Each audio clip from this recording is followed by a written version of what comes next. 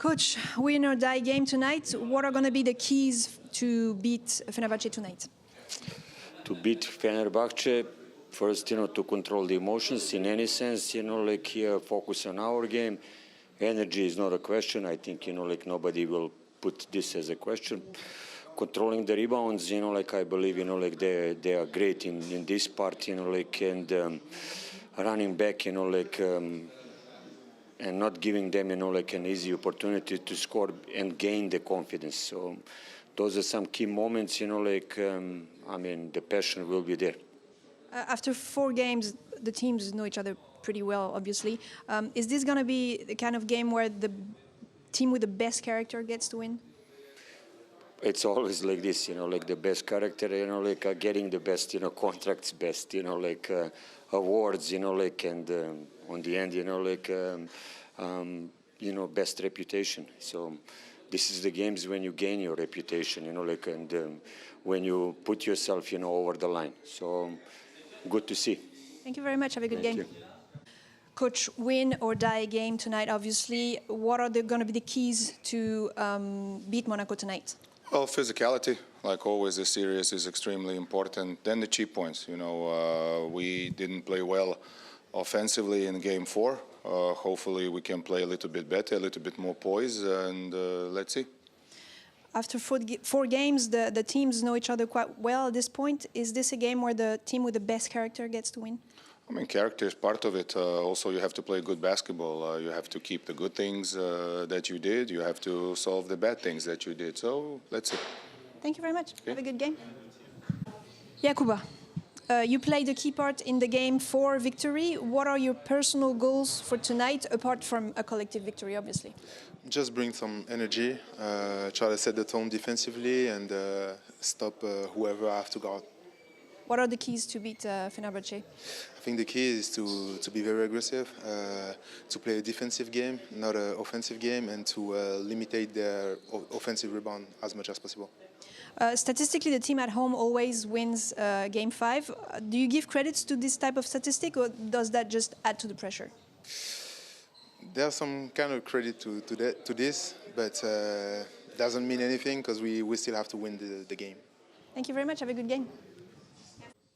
Okay. Nigel, win or die game tonight. What are going to be the keys to secure a win tonight? There's three. There's 3 objectives we have that we haven't done a great job of doing all series, and those are going to be our main focus. But aside from our schemes and our game plan, what I'll share is that everything is important. Every offensive rebound, every box out, every screen, every play, every pass, every loose ball. Those are the little plays are the ones that make the difference in a tough Game 5 like this. You're one of the key players in your team. What are your personal objectives tonight, apart from obviously a collective victory? Just a collective mindset of being aggressive. In games like this, it's easy to let the moment or pressure get to you, and one way you can combat that pressure is to be aggressive. Try to be the aggressor. Try to be the one that hits first, and when you do that, first one that hits and who hits hardest, things usually go their way. Thank you very much. Have a good game.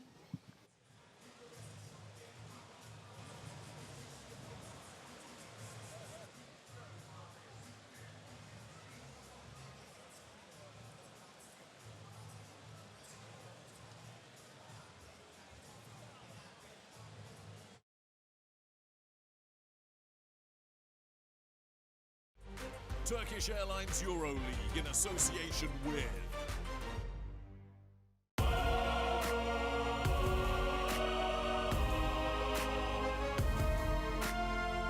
Here now, in this game, one goal, one team.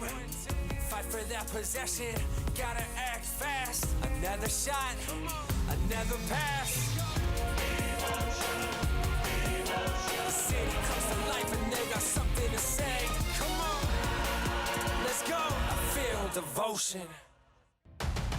AS Monaco, Fenerbahçe Beko Istanbul, and this place is jumping. Oh my goodness, he makes the bucket. Fenerbahçe found their mojo. The game is on the line. Jordan Lloyd is the hero. Marko Guduric finishes with a left-handed jam. This crowd is hyped. Salah! We're going to game 5. You know, it's going to be a war, it's going to be a fight. We'll go to Monaco and we will fight like crazy.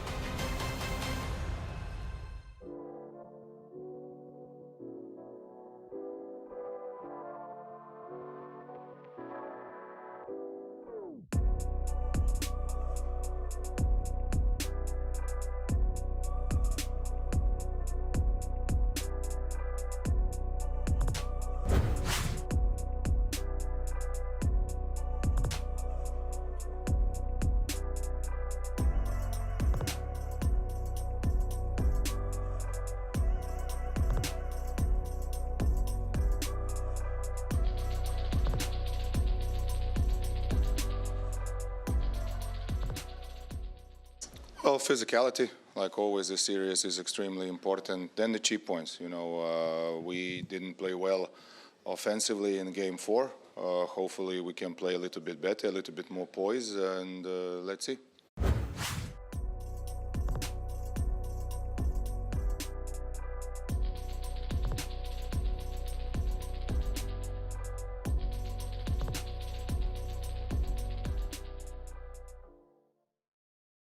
To beat Fenerbahce, first, to control the emotions in any sense, like here, focus on our game. Energy is not a question. I think, like nobody will put this as a question. Controlling the rebounds, like I believe, like they are great in this part, like, and running back, like, and not giving them, like an easy opportunity to score and gain the confidence.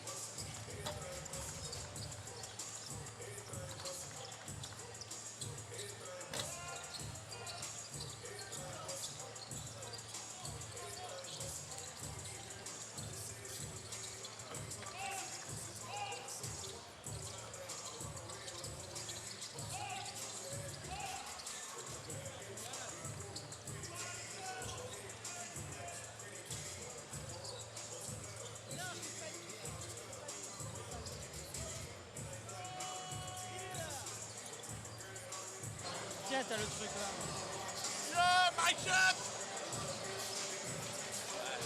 Le rouge là, toujours. Hein. Là-bas.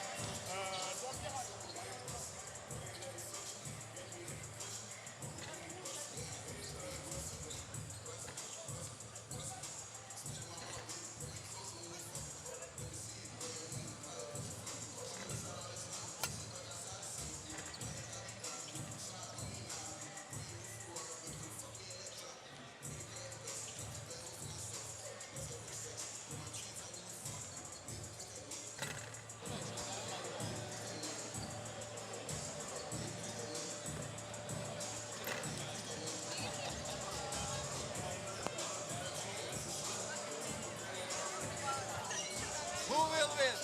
We will win.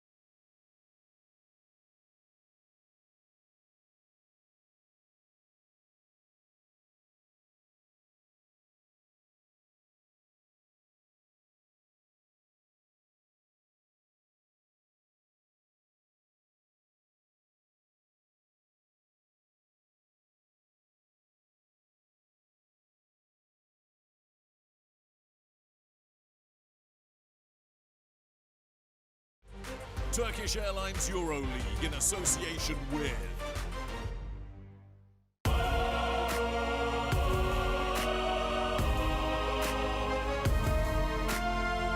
Here now, in this game, one goal, one team. Fight for that possession, gotta act fast. Another shot, another pass. The city comes to life and they got something to say. Come on, let's go. I feel devotion. AS Monaco, Fenerbahce Beko Istanbul, and this place is jumping. Oh my goodness, he makes the bucket. Fenerbahce found their mojo. The game is on the line. Jordan Lloyd is the hero. Marko Guduric finishes with a left-handed jam. This crowd is hyped. Salah! We're going to game 5. You know, it's going to be a war, it's going to be a fight. We'll go to Monaco and we will fight like crazy.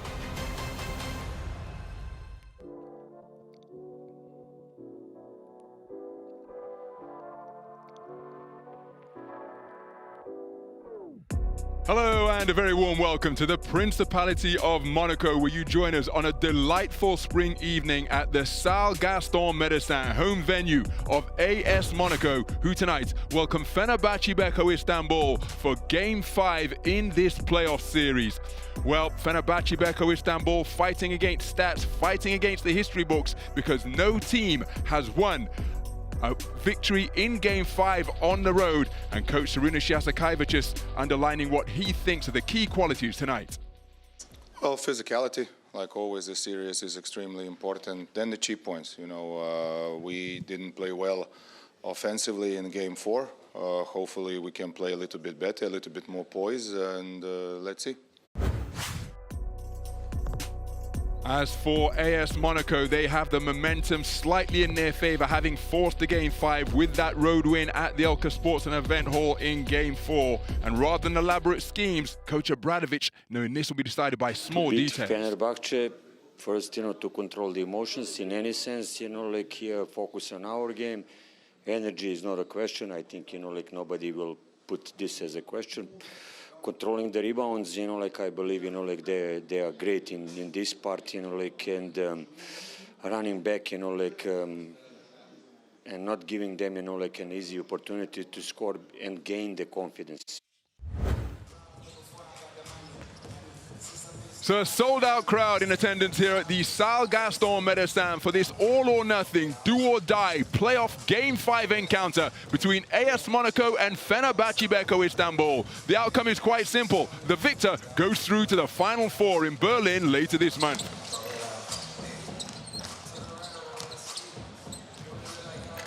So a small pocket of Fenerbahçe fans have managed to secure some tickets here at the Salle Gaston Médecin, but they will be drowned out by the majority of AS Monaco fans. Ticket requests heavily oversubscribed in this venue that holds a capacity of 5,000.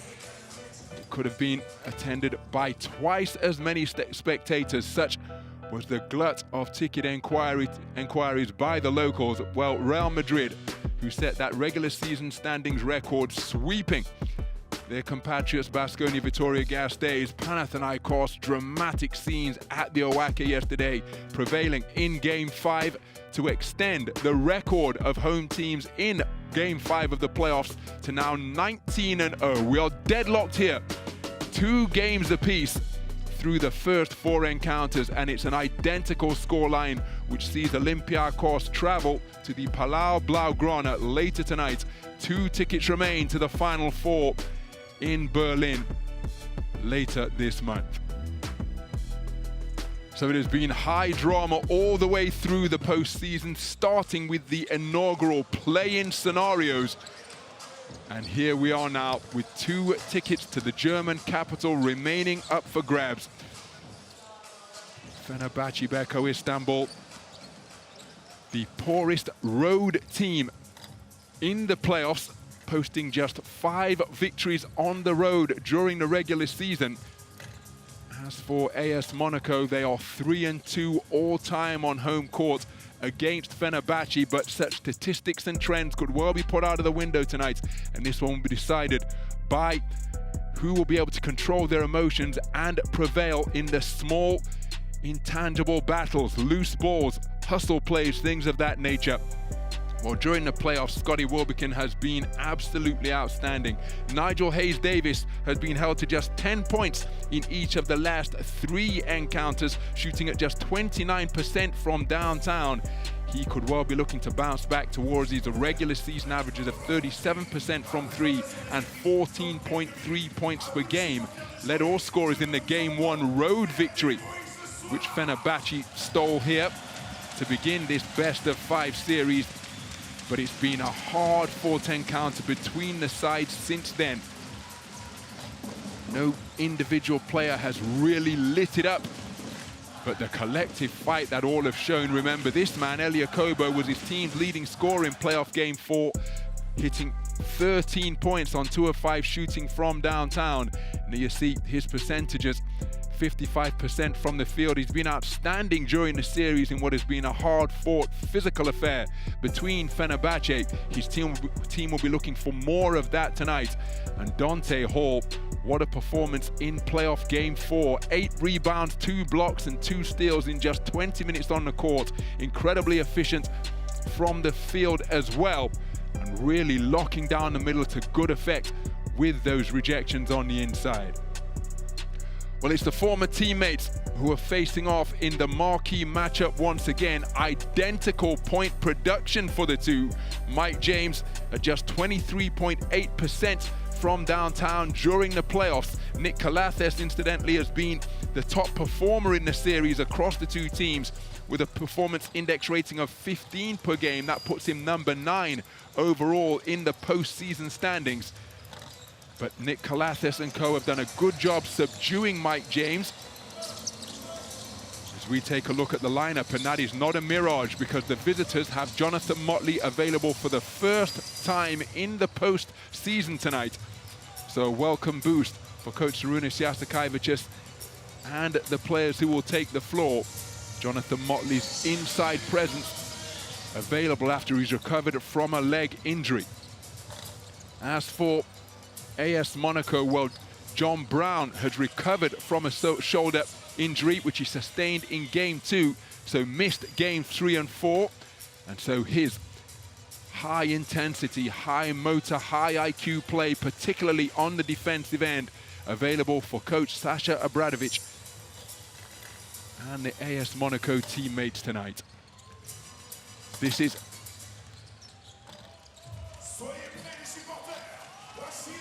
a game where the outcome, well, it is what these players have been competing for all campaign long. Both sides experienced in Game 5 scenarios. Remember, this is just AS Monaco's 3rd season in the Turkish Airlines EuroLeague. And they've made the playoffs in each of the previous seasons. Experienced in Game 5s over the last 2 seasons as well, prevailing last season when they beat Maccabi Playtika Tel Aviv, losing against Olympiacos the year before that. As Fenerbahce make their way out onto the floor, they're being encouraged by the small contingent of traveling fans clad in the yellow and blue of Fenerbahce Beko Istanbul, but for the most part, it is wolf whistles and cat calls cascading down from the stands here in the Stade Gaston Médecin. Fenerbahce Beko Istanbul out onto the floor, looking to steal a second road victory in this series. Nate Sestina was outstanding in playoff game 1, anchoring them to that overtime victory in a game where he scored a career high 16 points on 4 of 5 shooting from downtown.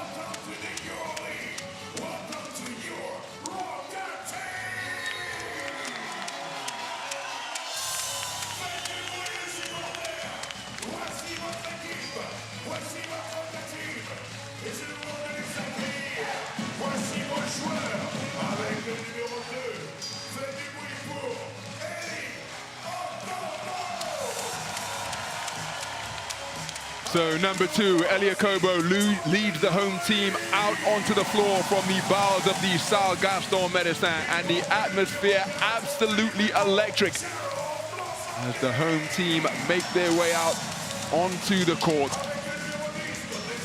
All of the players locked in, eagerly anticipating the opening tip, keen to get this one underway. And a fight for for one of the two Final Four places remaining up for grabs.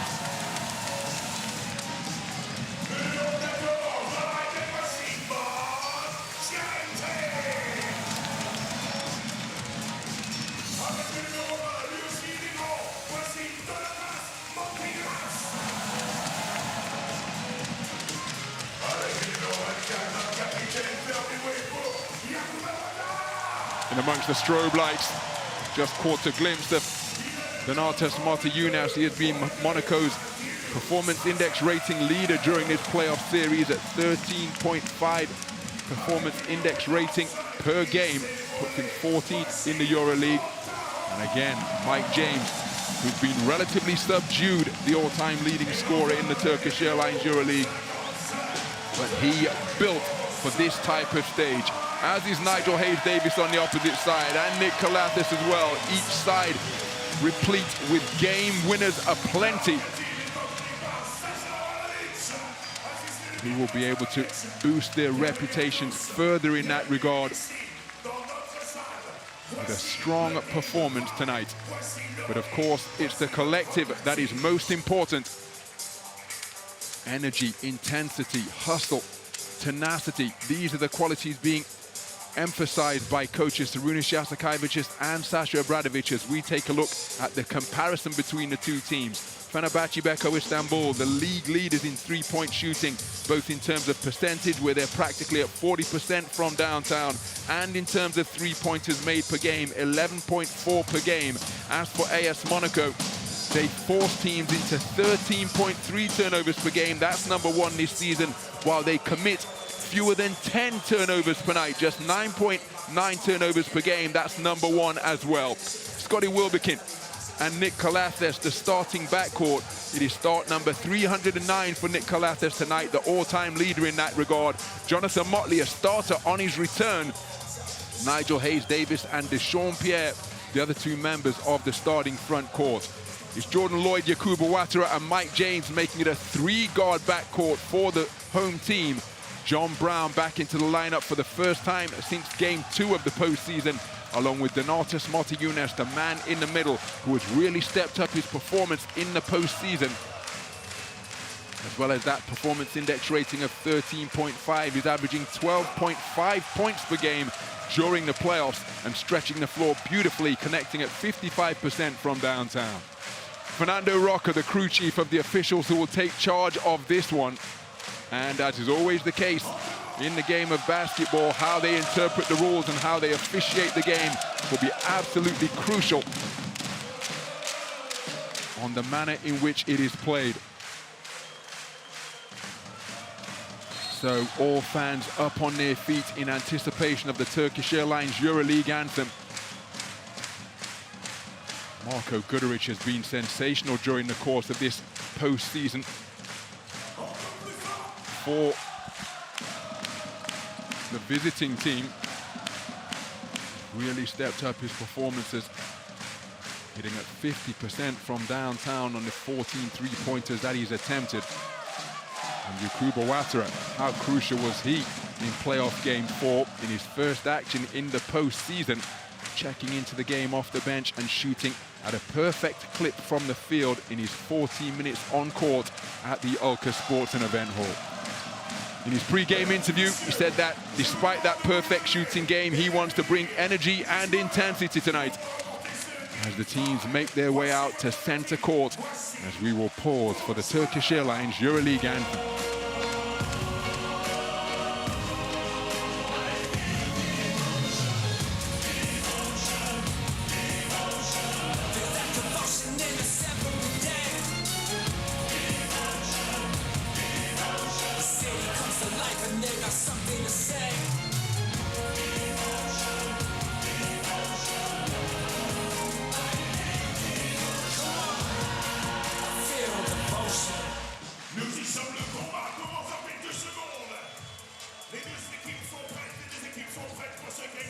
So for the final time in this series, the players exchanging pre-game high fives and fist bumps as we see the playoff record between these two head coaches deadlocked at 2 wins apiece, and that is why we are here in a do-or-die Game 5 at the Salle Gaston Médecin. It may be the highest level of European club basketball. A place at the Final Four is the prize that awaits the victors. But at its essence, this is like what takes place at the rec center or at the playground. Winner stays on, loser goes home. So the opening tip is up, and it is controlled by Fenerbahce. We are underway in this Game 5 encounter to determine who will go through to the Final Four in the German capital of Berlin. A series that is deadlocked at 2 games apiece has all come down to this. They lob it inside to Jonathan Motley. Can't complete the reception. Donatas Motiejunas, and Motley fighting furiously for possession.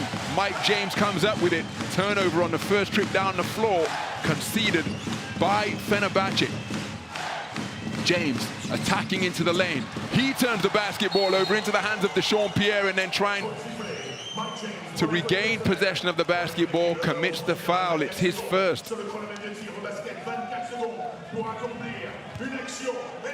So Mike James shooting at just 24% from downtown in the series so far, was actively looking to take it into the lane. 32% from 2-point territory in the 4 completed games of this series, as Wilbekin defended by James. Nigel Hayes-Davis rotates it to Calathes. Calathes calling for a screen from Motley. He rolls, catches on the pick, has it poked away. Last touch by Motley. 2 turnovers on 2 trips down the floor, committed by Jonathan Motley. And John Brown, another returnee, into the lane. And integral in forcing that giveaway. So Motiejunas being fronted by Nigel Hayes-Davis. Beautifully placed lob pass. Nice reception by Motiejunas. He put it to the high post. John Brown firing his first field goal since game 2. Short with the field goal attempt, and we've got a blocking foul committed by John Brown as he was battling Jonathan Motley on the wing for possession. Look at the fight between the two of them. And it's John Brown, the third, who has been called for his first foul. Second team foul for AS Monaco. The Mike James committed the first.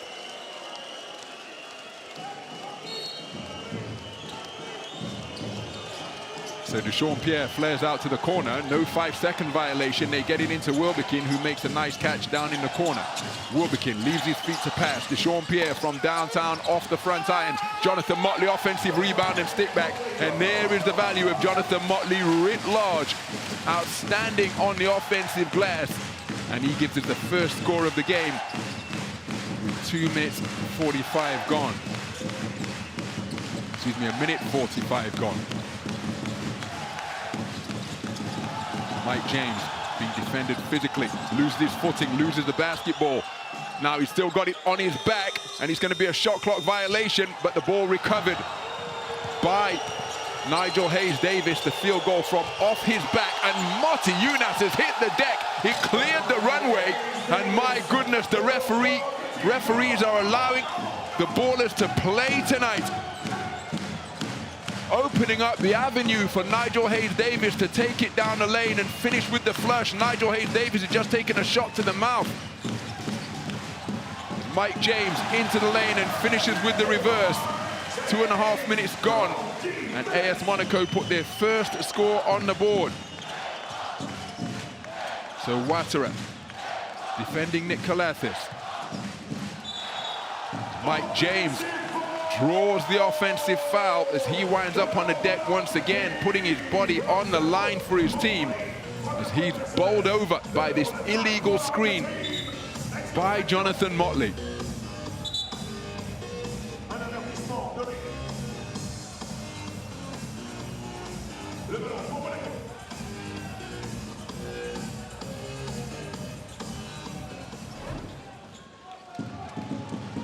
So it's a 1-possession affair. Jordan Lloyd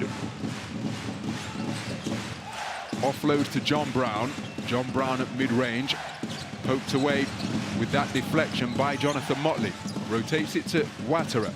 Ouattara looking to probe and penetrate, wheeling his way into the lane. He's lost the basketball. Last touch by Fener. It will remain home team possession. 5 seconds left on the shot clock on this end line play.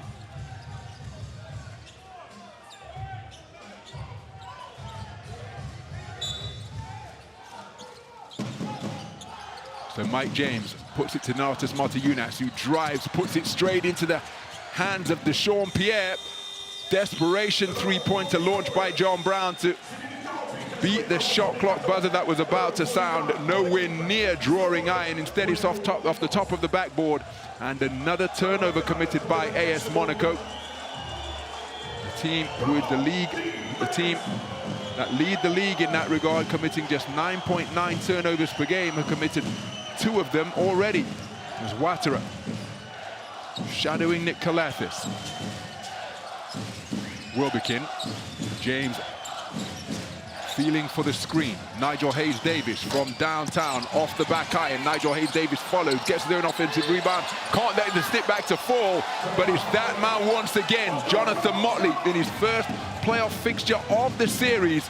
2 offensive rebounds, perfect shooting from the field, 4 points in the game. His team lead by 4 for the second time. As John Brown dribbles left from the dots, off the front rim. Yakubu Ouattara hustling after it. Last touched by Jonathan Motley. And it will be AS Monaco basketball. So Jonathan Motley, what an impact on his return to the floor in a Fenerbahce uniform, receiving high-spirited high fives from his teammates after giving them a really solid 4 minutes to open this do-or-die game 5. Ouattara from the top of the key, front iron on the shot. Ball is loose. Deshaun Pierre looking to bounce it off the lower body of John Brown. It makes its way to the hands of Calathis, who pushes over the 3 halfway line. Deshaun Pierre with a size advantage against Jordan Lloyd. Yorgos Papagiannis fakes the 3. Motiejunas doesn't bite. Nigel Hayes-Davis has lost the basketball. Oh! Now, it looked to me like that was off the hand of Nigel Hayes-Davis, and that is why Yakubu Ouattara is insisting on a coach's challenge. And again, the referee acknowledging his error after consultation with his colleague. Good officiating that, because it's all about communication. And the correct call has indeed been made. I think it was apparent to everybody in the building, bar the official on the baseline, that it was last touched by Nigel Hayes-Davis, but no review required as John Brown slices his way to the bucket, fouled in the act of shooting by Yorgos Papagiannis. Will go to the free throw line for 2.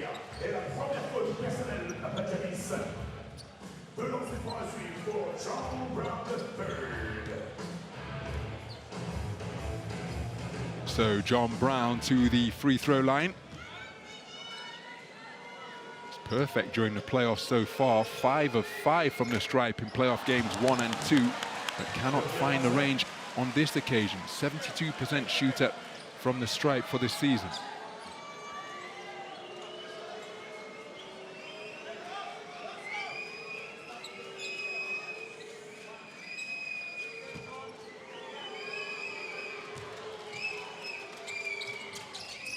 So John Brown strokes the second. It's a 1-score game, AS Monaco trailing by 3. Nigel Hayes-Davis setting a screen to free up Nick Calathis. Wilbekin, Mike James pursuing him around the 3-point arc at the top of the key. Deshaun Pierre looking to take advantage of the mismatch down low once again in terms of size. And he stepped out of bounds. Nigel Hayes-Davis with a careless turnover. Kemba Walker and Terry Tarpey not suiting up tonight. Terry Tarpey undergone meniscus surgery, hoping to return in a couple of weeks. They dump it inside to Motiejunas, not caught for the push-off. Wonderfully quick hands to get that field goal attempt away and open his account in this game. His team trailing by just a single point now as Calathis using the screen from Papagiannis. Down to the baseline, Ouattara has recovered. Papagiannis setting a screen on the perimeter. Calathis keeps his dribble alive, gets into the goal. What an offensive rebound, but it's an offensive foul by Yorgos Papagiannis. And that is going to be his second. Now, if he talks too much, while Jordan Lloyd wanting the basketball back, Yorgos Papagiannis was reluctant to give it up. So Papagiannis called for his second foul in just a minute and a half on the floor. So look at Ouattara, despite being overmatched physically down low. I think that's a little bit unfortunate on Papagiannis' behalf because he was looking to make a regular box-out motion. You see Jordan Lloyd wanting the ball back. So beyond the midpoint of this first quarter, it is a low-scoring affair. AS Monaco trailing by 1, 5-6 to score. I was just ready for anything. Like, I was just ready to go hoop. Basketball is the most beautiful sport in the world. Myers on ya! Another overtime! Hayes-Davis, the skip and the score, and a performance for the ages.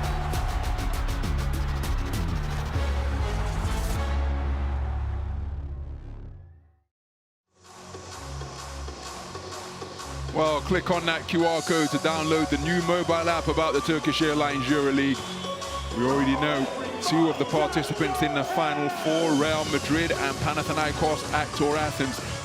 Which of these 2 teams will join them? Emerging victorious from the São Gaston Medicine tonight. History on the side of AS Monaco. Home teams now 19-0 in the playoff era.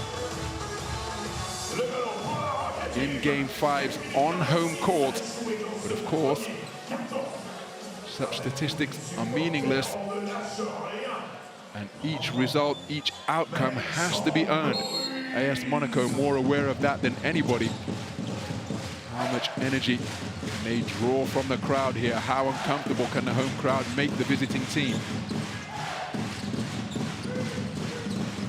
Brown looking to set a screen. Wilbekin fights over it. They go inside to Marty Younes. The pass from the top of the key from Jordan Lloyd off the mark. It's a turnover.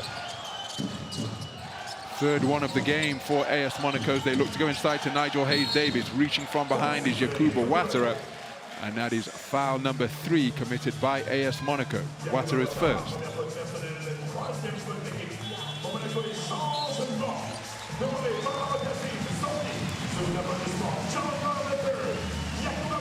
So Yakuba Ouattara taking a seat on the sidelines. Jerome Blossomgame checking in for the first time tonight. So to Alpha Diallo. John Brown and Yakuba Ouattara take a seat on the sidelines. So Diallo defending Calathis. Marty Younes hedging out to help. Oh, wide open down low is Donatas Marty Younes. Miscommunication on the switching helping D of AS Monaco. Remaining on the floor with 2 fouls is Giorgos Papagiannis. Sees his team extend their lead to 3. Marty Younes wheeling in the lane. Beautiful footwork in and around the low post from Donatas Marty Younes. 4 points in the game to lead his team in scoring. Brings his team back to within 1.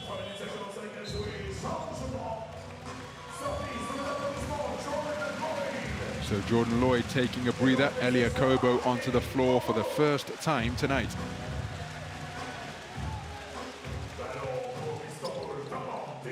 So Elia Kobo applying full court pressure to the ball handler. Calathis over the halfway line.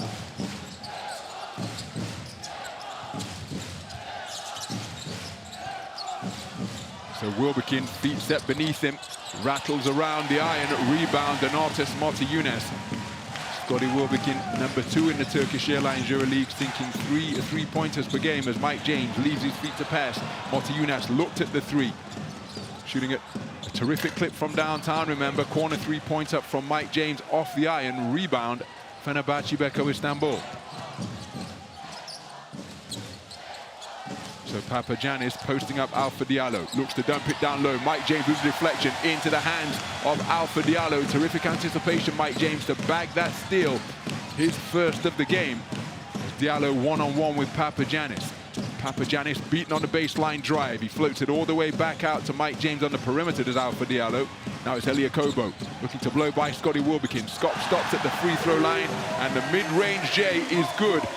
And that jump shot from Elia Kobo gives AS Monaco their first lead of the game. They're up by 1. It's a run of 4 points without reply that has given them that slight advantage. Calathes driving, contorting his body, kisses it off the glass. Fouled in the act of shooting, will go to the free throw line for 2.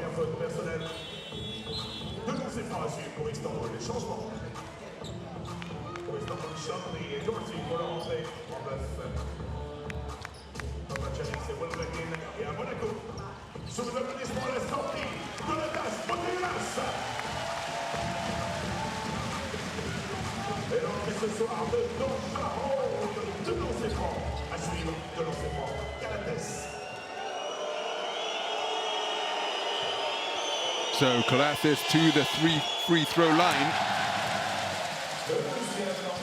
49% from the stripe for the season.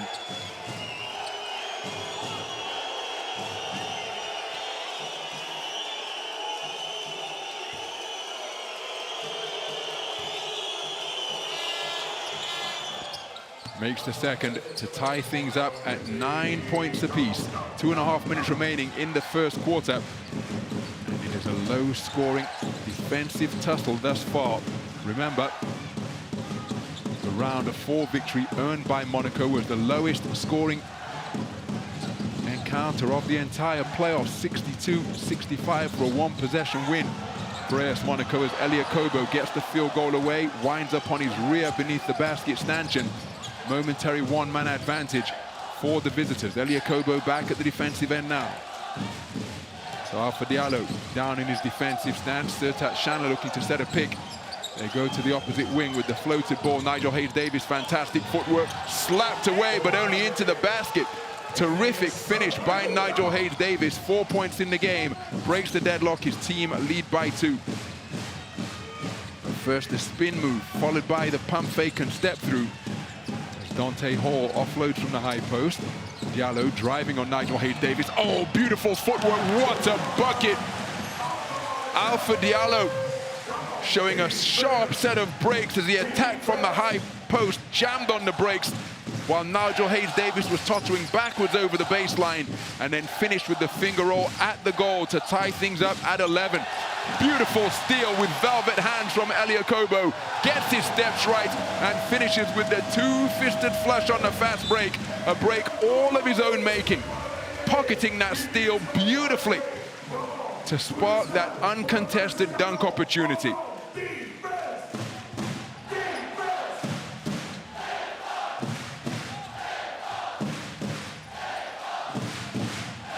So largest lead of the game for AS Monaco. Threading the needle is Nigel Hayes-Davis. Alpha Diallo hanging in the air, making contact with the backboard. After the pump fake, Calathes kicked it back out to the perimeter. Nigel Hayes-Davis, one-on-one with Dante Hall, pulls up from 3. Shot is off the iron. Elia Kobo climbing high for the board. So Elia Kobo in the open court. Shakes off Tyler Dorsey. They hang it up for Dante Hall, who carries Nigel Hayes-Davis to the rack while completing the baseline alley-oop. A spectacular play completed by Dante Hall, the all-time leader in 2-point percentage at 75% from 2-point range, and that gives you an idea as to why. High percentage field goals are his order of business, but Nick Calathes looking to silence the crowd with another creative take to the rack. Finished at the window to make it a 2-point game. Alpha Diallo for 3, good look at the basket, could only find the back iron.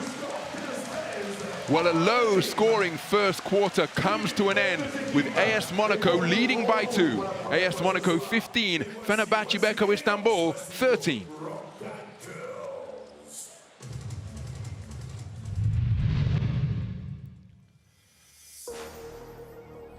Well, some of the highlights from the first quarter. Beautiful hands on the inside from Donatas Motiejunas. 4 points in the first period for him. Quick catch and then got it up and off the glass for the score. Yorgos Papagiannis rolling to the bucket off the pick, and when the double team was applied to Nick Calathes, Papagiannis was wide open, but look at Donatas Motiejunas twirling in the lane before finishing with the baseline jump hook. Fantastic composure down low. Seen both of the buckets from Donatas Motiejunas. Elia Kobo has been a terrific catalyst off the bench, bagging that steal, racing away for his second field goal, 4 points and an assist, as well as that steal. final score of the period for AS Monaco. An underhanded alley-oop feed to the baseline cutting Dante Hall finished with authority. The rotating Nigel Hayes-Davis not able to break up that above-the-rim connection. Each team has led by 4 points. Fenerbahce on a couple of occasions when they put 4 points on the board without reply.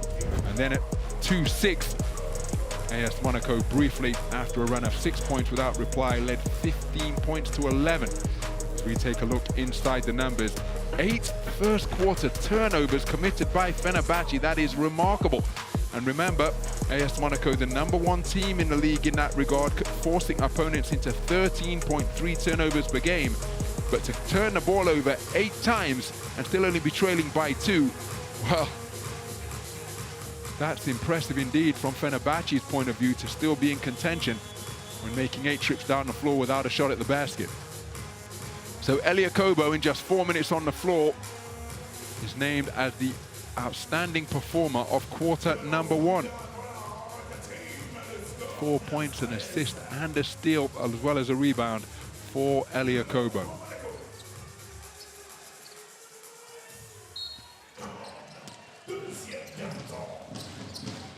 So the second quarter underway. Both teams remain in search of their first 3-pointer. As we take a look at the 5 on the floor for the home team. Each side going 0 of 4 from 3-point territory in the first 10 minutes. Dante Hall offloads to Jordan Lloyd. Jordan Lloyd stopping just beneath the free throw line, and that mid-range line drive is a thing of beauty.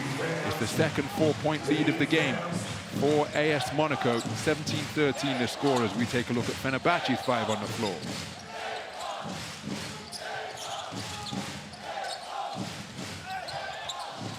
So Tyler Dorsey going glass, hanging in the air. Terrific rebound, Dante Hall. Remember, Dante Hall did an outstanding job on the boards in playoff game 4. 8 rebounds as well as 2 steals and 2 blocks as Alpha Diallo threading the needle on the baseline. Elia Kobo, wide open 3, but the drought continues.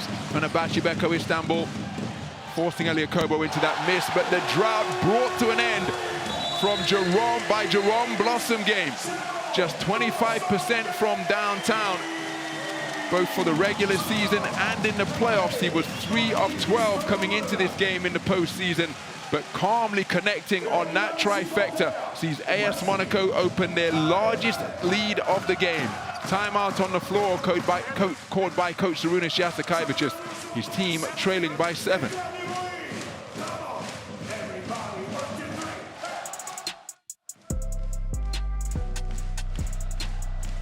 Well, Jonathan Motley had been sidelined with a leg injury for the entirety of the postseason, but having got a start on his return to action tonight, just look at the impact the man has had. His energy, his intensity, his tenacity when pursuing shots coming off the rim, instilling that culture into his team, fighting for everything that comes off the iron.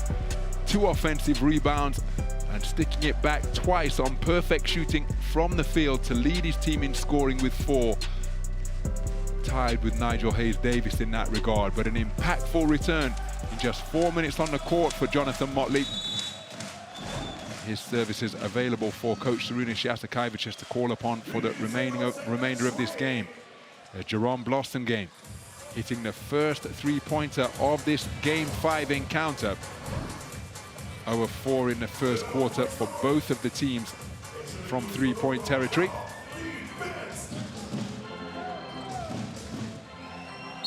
And a 5-0 run to begin quarter #2 sees AS Monaco open the largest lead of the game. 11-2 spanning quarters 1 and 2 for the home team. So Tarik Baburovic rotates it to Guduric. Guduric spinning, that's a travel surely. Oh, now what's the call? No, it's a foul which Jordan Lloyd is acknowledging. Just looked to me as though the ball was bobbling in the hands of Marko Guduric, but perhaps it was bobbling because he was fouled while making his move. Let's take another look. There was the reach, which caused the bobble, and it's Jordan Lloyd who has been called for the foul. That's his first. So Nate Sestina, who was a crucial component of the Game 1 road victory for Fenerbahce here in overtime when he went off for a career-high 16 points on 4 of 5 shooting from downtown. Sertac Shanler forced out towards the corner, threads the needle to the league's leading three-point marksman, who instantly off the bench connects from downtown. Tarik Baburovic at 53% from three-point territory this season, calmly connects from three-point territory, and we've got an offensive foul called against Elia Kobo.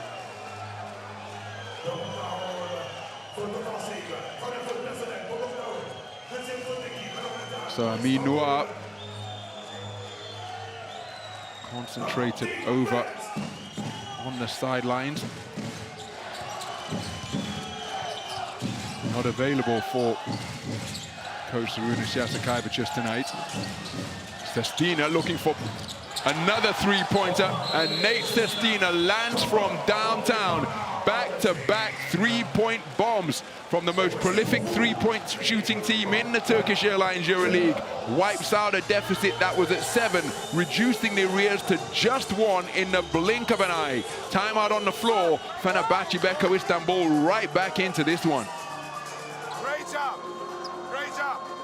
Double is working like we suspected. We playing stack. Stack for Nate. What? What? So look me in the eyes. Hey, Marco, directly in front of Nate. Scotty, Tarik. High UCLA. Mud. Maybe. Marco. It was already open one time. Very good look, by the way. And then Mott, we go. Mott.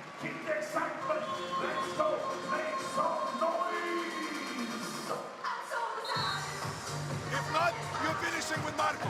4 fouls to give. 4 to give. Be aggressive. Hey. Well, another look at the calm connection from the wing by Nate Sestina.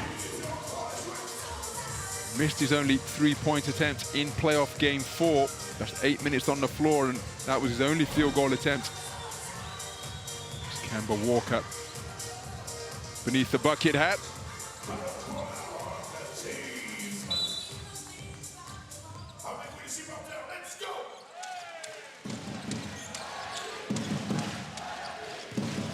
So it's been a quarter of runs so far. As trapping from the blind side of Fenerbahce, Jerome Blossomgame down into the low post, and the jump hook gets the shooter's roll. 5 points in the period for Jerome Blossomgame, ending the 6-point barrage, courtesy of back-to-back three-pointers put on the board by Fenerbahce. Monaco starting the quarter with a 5-0 run, followed by a 6-0 run as Nate Sestina off the back iron from deep. Jerome Blossomgame with the board. Jordan Lloyd pushed, he's looking for the foul. Alpha Diallo hustling after it, saves it to Jerome Blossomgame before it's rotated to Elia Kobo, who pulls it out to the half-court logo. Dante Hall down the lane and finishing with delicacy. We know all about his dunking prowess, but how about that changing hands mid-flight to avoid the outstretched arm of Jonathan Motley, and showing delightful touch off the window. Dante Hall with a terrific take down the lane.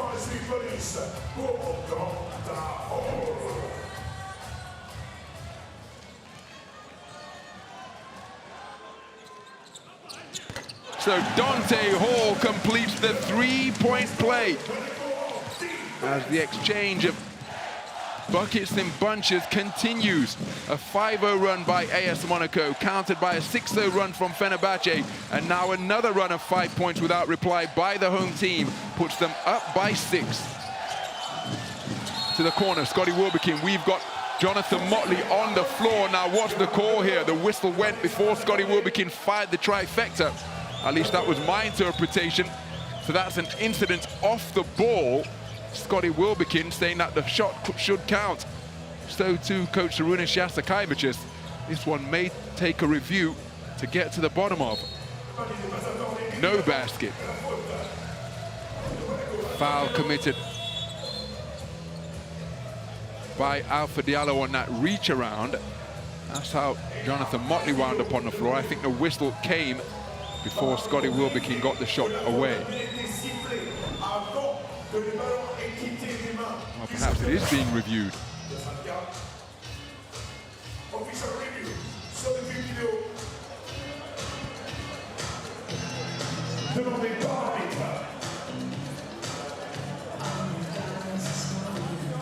Foul.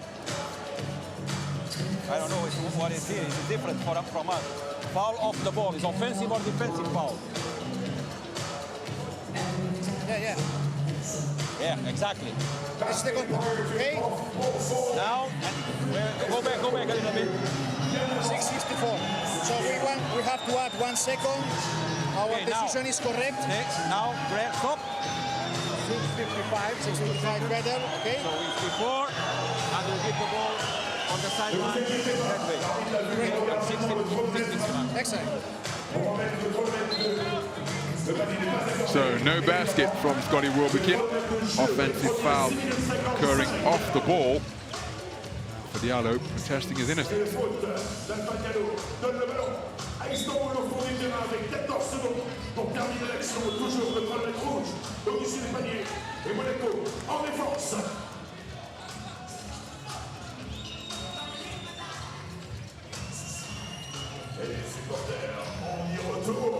Let's go, defense! So Marko Guduric looking to inbound from the end line. Wilbekin fakes the three. Now dancing at the top of the key. Drives on Dante Hall. Dante Hall doing a good job to stay in front of him by moving his feet. Shot clock in the red. Guduric down the lane, goes to his trusty left hand and finishes with the extended finger roll off the glass to end the run of 5 points without reply, bring his team back to within 4. Marko Guduric with his first points of the game as Elia Kobo working on Wilbekin. Pulls up, mid-range bucket and the foul. Wilbekin's shoulders slump as he fouls the shooter in the act.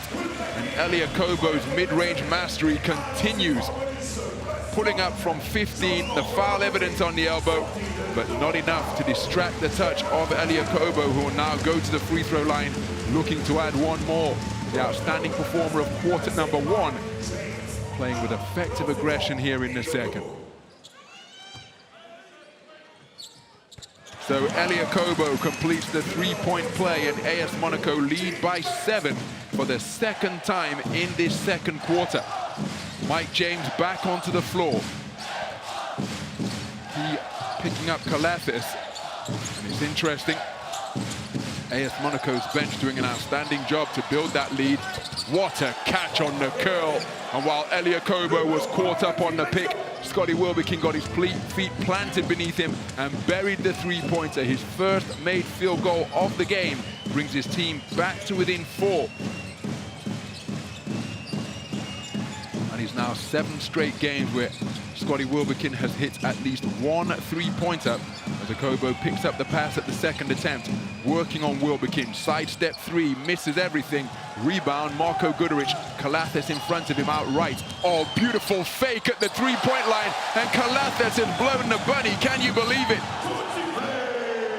So Mike James trying to get a field goal away while being fouled, but the official ruling immediately that the foul committed on the ground. But it was a delightful fake at the three-point line by Marko Guduric. So there you see Mike James initiating the contact.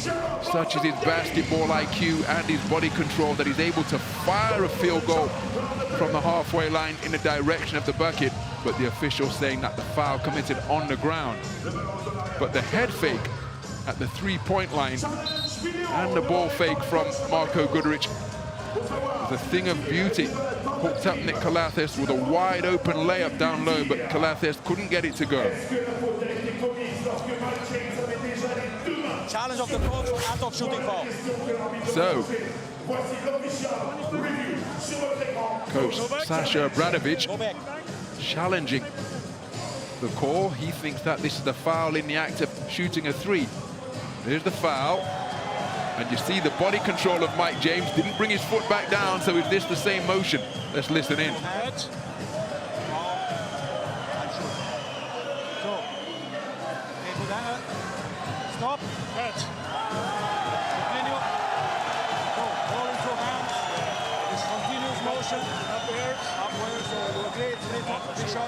So give me the clock and I will tell you to stop.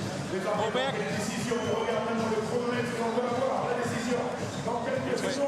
It's clear. One more. Gather now, the ball. Stop. It's okay. Just gather the ball. Just gather the ball. Gather the And ball. after goal, we do all this. He doesn't shoot himself. He started shooting for 145. Okay, free shot. Okay, I will say.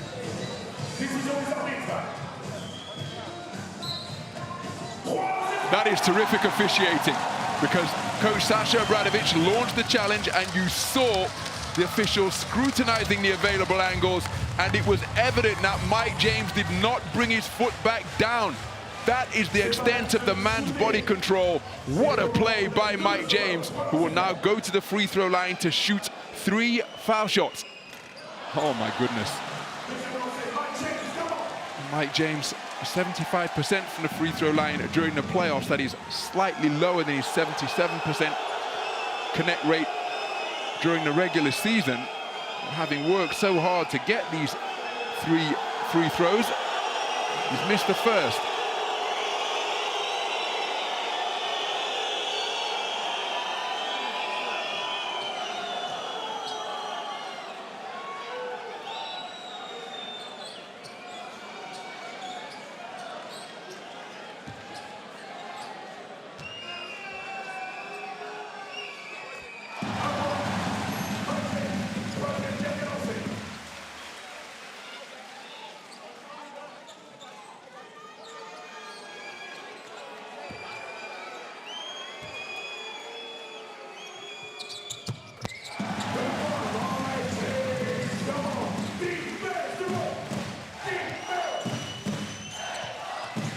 So Mike James goes 2 of 3 from the free throw line. His team leading by 6. They've led by as many as 7 on a couple of occasions.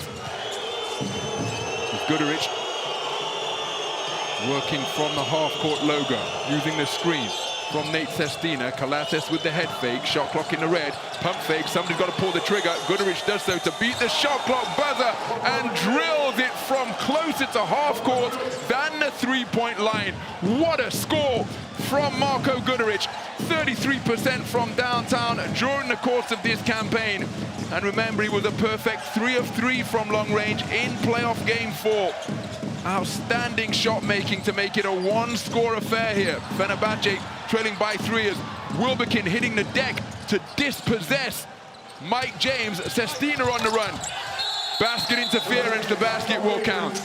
What a play by Scotty Wilbekin to get down low and bag that steal, taking it away from Mike James, his 2nd steal of the game. Here we're seeing the aftermath. Nigel Hayes-Davis with the fast break pass. Elia Kobo colliding with the bucket and the backboard. Basket interference is the call. But what a shot from Marko Guduric. 3 points indeed. As Marko Guduric continues to have the hot hand. 5 points in the game on perfect shooting from the field. And this time it's Fenerbahce's turn to make it a significant scoring run. During this 8-2 run, AS Monaco's only points coming from the free throw line after Mike James went 2 of 3.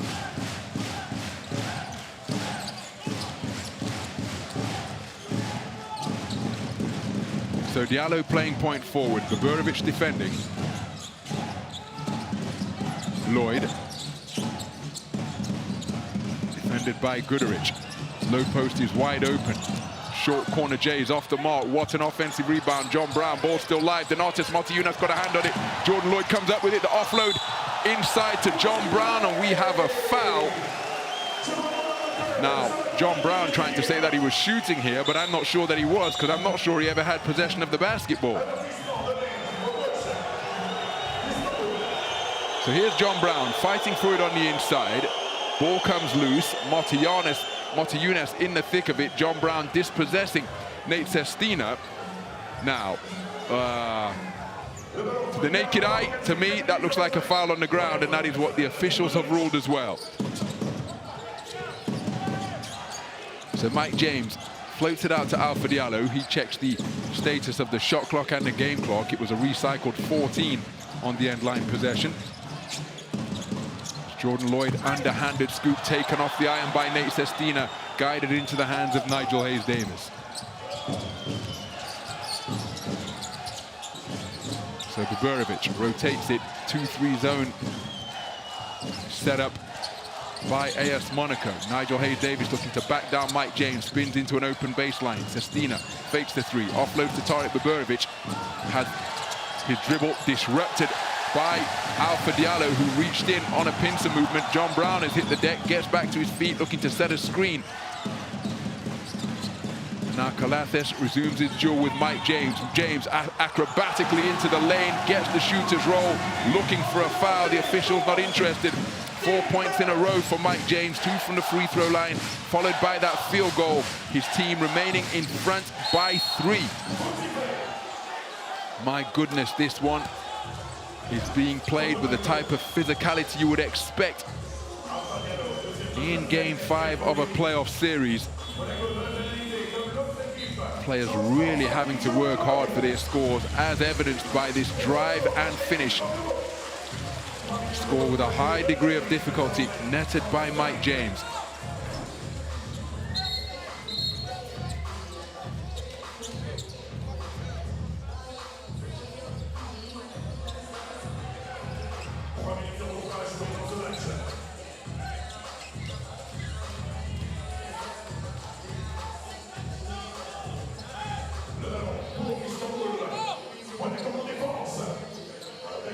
So that score from Mike James, ending a barren period where AS Monaco went over 3 minutes without a field goal.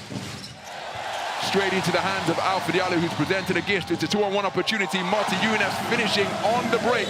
Alpha Diallo unselfishly offloading. And Alpha Diallo hooking up Donatas Marti Younes, rewarding him for running the floor. We've got a timeout on the floor. AS Monaco leading by 5, 34-29 the score. Listen up, don't make mistakes now from shoulders. Here, left to right. And right to left, good. Enough. KB, ready play, up and down, or something down. Watch, like this. Go out, and then, play.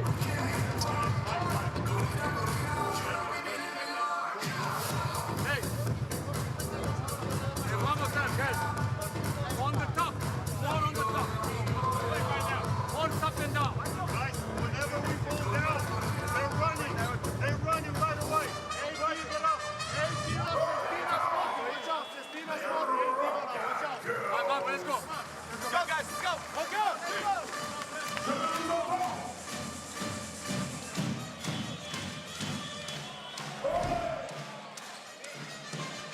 Well, Scotty Wilbekin gifting possession to Alpha Diallo.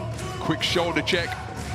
Sense that Nate Sestina was right inside his jersey, so offloading to the wide open Donatas Marti Younes, who finished the fast break with that finger roll. 5-point lead for AS Monaco. Donatas Marti Younes moving to 6 points in the game.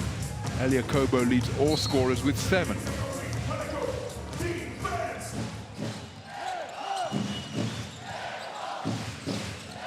So, under 3 minutes remaining in the first half in what has been a hard-fought, physical, low-scoring playoff Game 5 encounter thus far.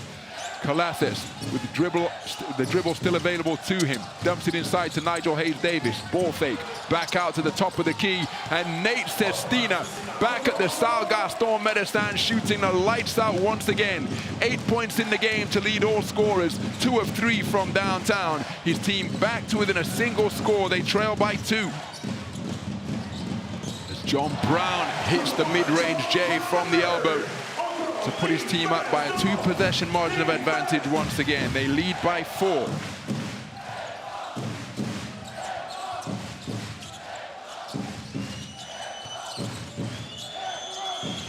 So Goodrich rotates it to Calathes. Nigel Hayes-Davis looking for a lob. It gets it. Pump faking, pivoting out to Sestina. Calathes standstill 3-pointer off the back iron. Deflected out to Nate Sestina. New 14 for the visitors.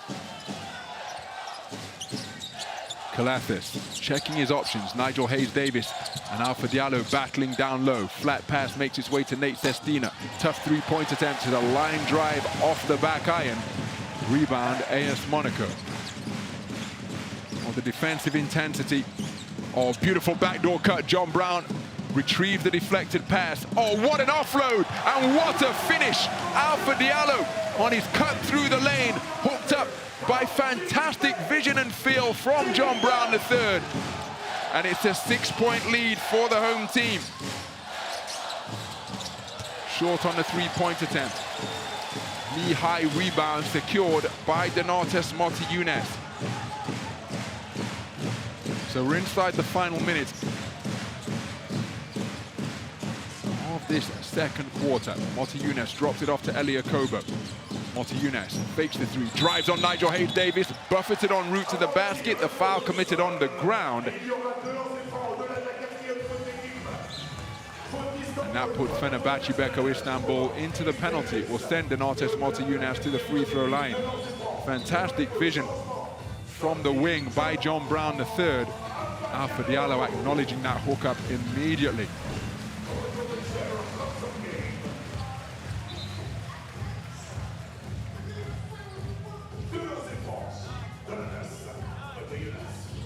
So Alpha Diallo taking a seat on the sidelines. To the free throw line, Donatas Motiejunas, who's done an outstanding job from the free throw line this season and during the course of the postseason. 78% from the free throw line in the playoffs. And for a man who's a 56% career shooter, that is a remarkable improvement. And remember, that 56% will have improved because of his percentages during the regular season and the playoffs. But 78% from the stripe in the 4 playoff games so far is an outstanding effort. So it's the largest lead of the game for AS Monaco. They've led by 7 on 2 occasions earlier in this quarter. Now they're up by 8. 30 seconds and change remaining in the first half.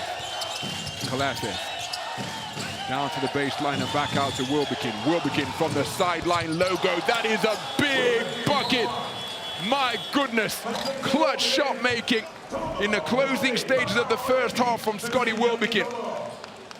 One dribble, pull up right from the sideline logo. And despite the contest from Eliakobo, Scotty Wilbekin's stroke was true.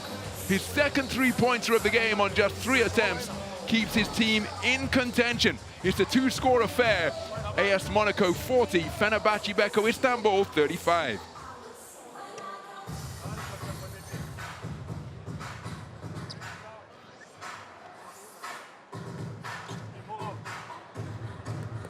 Tarek, go for Nate.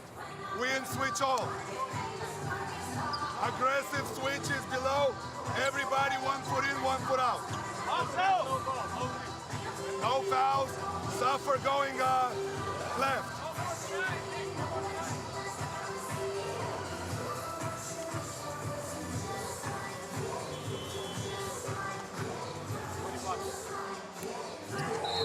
Top 11 or no? Top 11 or no? No.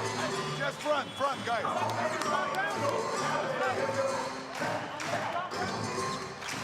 Et on souhaite la joyeuse anniversaire à celui qui assure notre sécurité.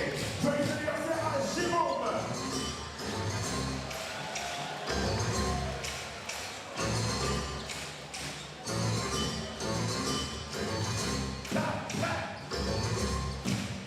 So 25.4 seconds remaining in the first half. Fenerbahce will be keen to get the basketball back. AS Monaco will be looking to milk these remaining 25 seconds and change to ensure that they have the final possession of the second quarter. Wilbekin defending Akobo. Too high and too low on a spread court as they hang it up. Jerome Blossomgame can't complete the alley-oop. Marco Goodrich picks up the pieces. Lots of time to get a shot away from the halfway line. Scotty Wilbekin off the back iron. So a hard-fought first 20 minutes of play comes to an end here at the Stade Gaston Médecin, and with 20 minutes completed in this do-or-die playoff Game 5 encounter, it is AS Monaco 40, Fenerbahçe Beko Istanbul 35. AS Monaco putting 25 points on the board in the second quarter, edging it by 3, and this one still very much in the balance with 20 minutes remaining.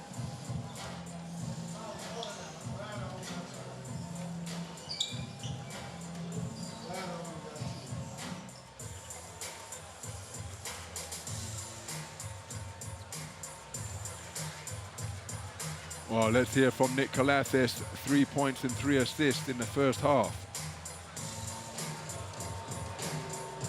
Nick, what would you like to see change in that second half? We got to play a little better defense, maybe some offensive rebounds, but we're getting some shots that we want, and we just got to finish. Thank you.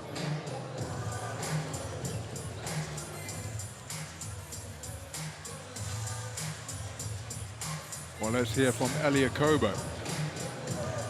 Eli, tell us about that first half. It looked really physical. Yeah, it's really tense. We got to keep our composure. We got to stay locked in. We can't just relax sometimes. We got to stay attached to the shooter because they had like 2 or 3 end of shot clock threes, and you know we can't give that away if you want to win this game. Thank you. Well, Elia Kobo was named as the outstanding performer of quarter number 1, checking into the game off the bench to great effect. You see the numbers. Neither side shooting the basketball particularly well. In the first quarter, each was 0 of 3 from downtown. Fenerbahce have made amends to end up going 5 of 7 from three-point territory in the second quarter. AS Monaco just 1 of 4. But Elia Kobo, that steal was an absolute gem. Picking the pocket on the perimeter and racing off for a fast break. Turkish Airlines, BKT, Adidas, Squeak.com, and Motorola. Official global sponsors in association with the Turkish Airlines EuroLeague.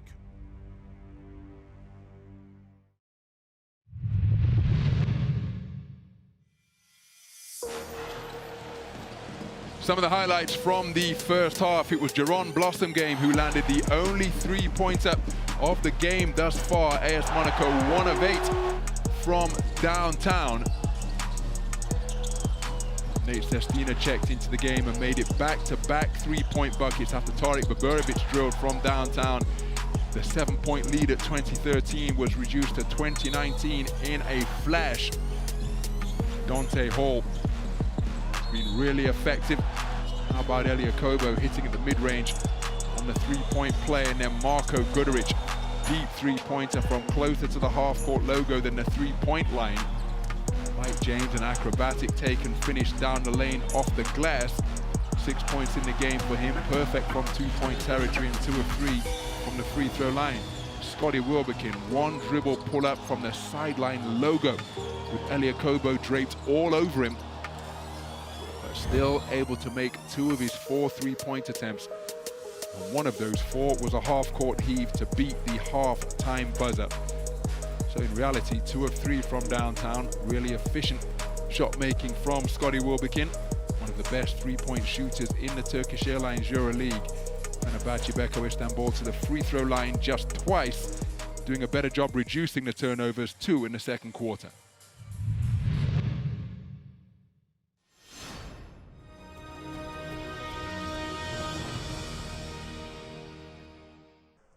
Beginning, fight for every ball, aggressive, tough and physical, okay? From the beginning for 40 minutes. Right, let's go. My philosophy is always according to the players that we have in the squad. When I was in Olympiacos, I had the majority of the players were Greek players from national team of Greece, quality players together with quality American players, but less American players than the Greeks. When I went to Maccabi, more American players than locals, so there you have to deal with a different approach. As coaches, we have to guide the game to our philosophy and our principles. There is one play that I put it very early when I start to coach. I use it for Spanoulis mainly, Wilbekin and Elijah Bryant. So initially we have the point guard having the ball, controlling the ball. 5 is at the top of the key. 2 is under the basket. 3 and 4 at the corners. We start with pick and roll, and then 5 after the ball screen goes for a pin down for a second guard who comes up. Immediately we have an option of this shot. We have an option of straight pass inside for the big guy to take advantage in the heart of the defense. And if nothing happens, now 2 has the ball and 5 comes to set a second screen, ball screen for the guard, and 2 good players at the corner. This is a play that's very simple but very characteristic of my offensive tactics. There are a couple of plays that during all these years we succeeded to win games.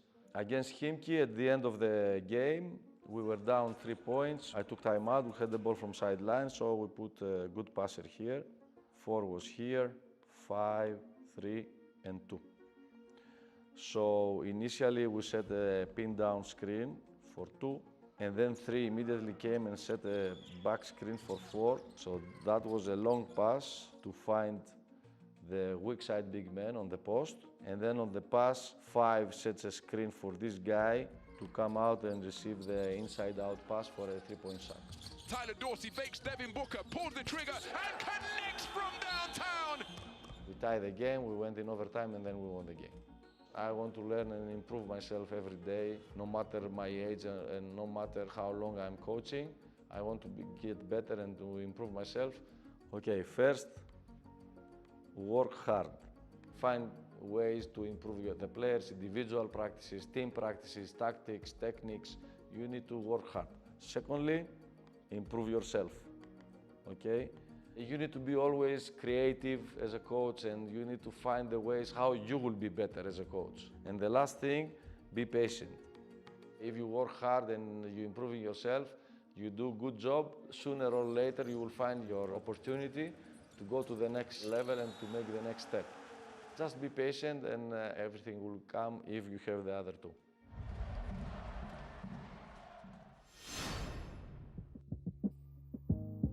I am Michalis Luntsis.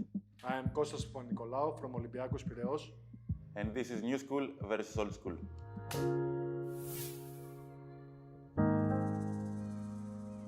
Let me see. Oh my God, Old School. Do you even know what poké is? No. No idea. Okay, I will also go Old School. But I like one and also some Parmesan cheese on top. We'll go tomorrow for poké, so you can try it out. No. Yes. I don't trust you.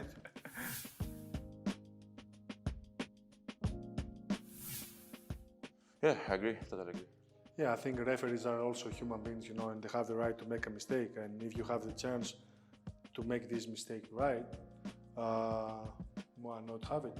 I know. Plus, you like challenges. Yes.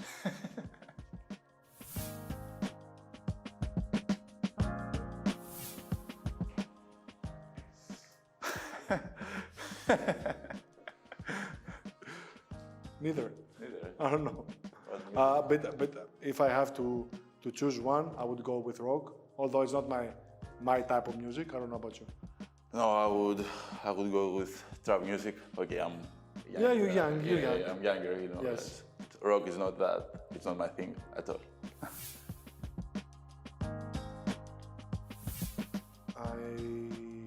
For sure, I never played the old format with this way of finals, but I would hold the Final Four because it gives the chance, you know, for upsets and for the not stronger team to beat the stronger team.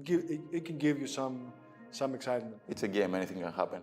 I think, you know, this way you can see upsets, you can see good games. In one game, something great can happen. In a series of 5, you know, all the magic might be lost. It's more equal, you mean? Yes. Yeah, I agree. It's not fair. It's not fair, but because I played with him and only that's why, I would go with Nikola, just because I play with him and sorry Eddie, but that's the only reason, because you both are great players and they both do amazing stuff, I don't know. I know that, I mean, one of them won the EuroLeague final this year, the other one won the NBA finals. It's very... Bravo EuroLeague for putting us in the spotlight. Now if we don't choose EuroLeague, it will be why you didn't choose EuroLeague. I go mid like you before, like this.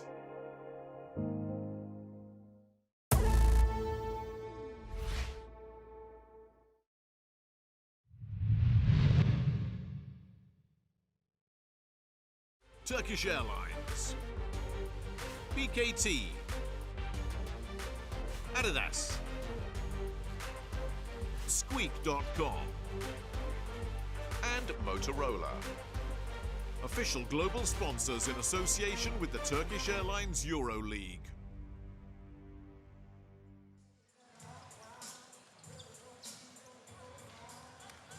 That's how things stand here at the Stade Gaston Médecin after 20 minutes of bruising first half play. AS Monaco have led by as many as 8 at 40-32. But a final 3-point field goal from Scotty Wilbekin with 25 seconds remaining makes it a 5-point half-time game. Nick Calathis, 3 points in the game. That his only field goal, 1 of 2 from the free throw line, 0 of 2 from downtown. But again, hooking up teammates to the tune of 3 assists. There's some tough shot making from Scotty Wilbekin. Scotty Wilbekin 2 of 4 from 3-point territory. Nick Calathis logging some heavy minutes in the first half. Again, so crucial for his club's fortunes on both sides of the basketball. As for Elia Kobo, he checked into the game off the bench in the first quarter and emerged with outstanding performer of quarter number 1 honors. He's got his mid-range game working beautifully. 3 of 4 from 2-point territory, bagged a steal. And he dispossessed Tyler Dorsey, raced away for an uncontested jam. One of his mid-range jump shots in the face of Scotty Wilbekin, laying the platform for a 3-point play. 7 points in the game for Elia Kobo on efficient shooting from 2-point territory.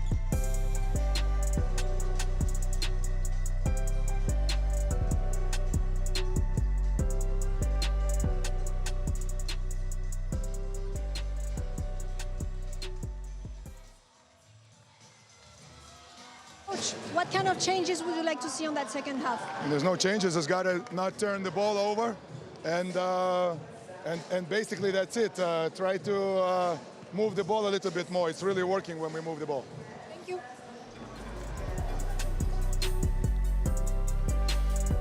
Well, some outstanding percentages from both 2- and 3-point territory for Fenerbahçe Beko Istanbul. After opening the first quarter 0 of 4 from downtown, again, they remain true to their identity, as they did in game 1 here at the Stade Gaston Médecin, and ending up going 5 of 11 from downtown, 6 of 11 from downtown in the second quarter alone.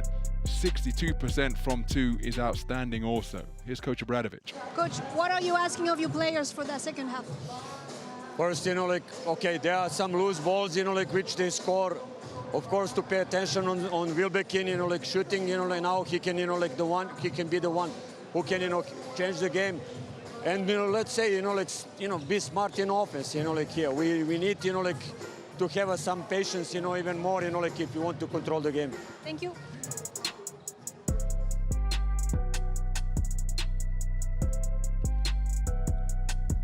Stark contrast to Fenerbahçe Beko Istanbul. AS Monaco enduring a difficult time from downtown, just 1 of 7 for a 14% clip. That 1 3-pointer made by Jerome Blossomgame after they opened up their account.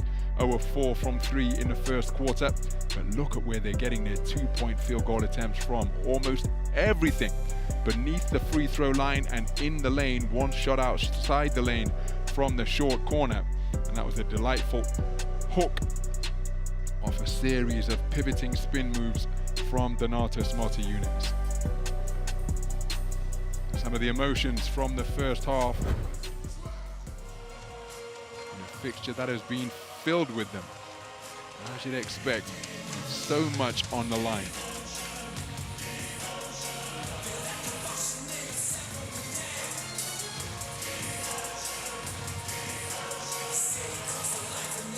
So Donatas Motiejunas, the outstanding performer of quarter number 2. Leads his team in scoring with 8, joint high scorer for the game, along with Nate Sestina for Fenerbahce.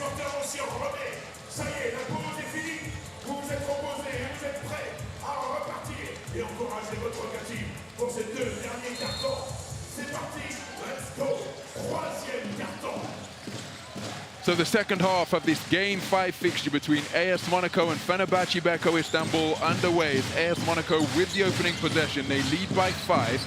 They briefly led by 8 at 40-32. Fenerbahçe in a match-up zone. Nick Calathes at the top of it. Mike James drives on him. Foul committed on the ground. Nick Calathes will be called for the foul. So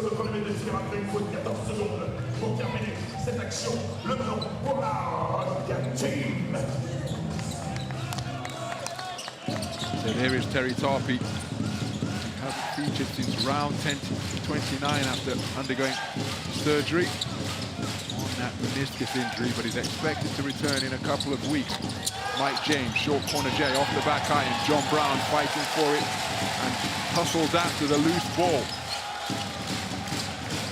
Credited as a rebound as Mike James working the dribble, putting Motley on his back, kick to the corner, Donatas Motiejunas from deep and connects on the three-pointer. Donatas Motiejunas, who is hitting at 55% from downtown for the playoffs, becomes the game's first double-digit scorer to give his team their second 8-point lead of the game.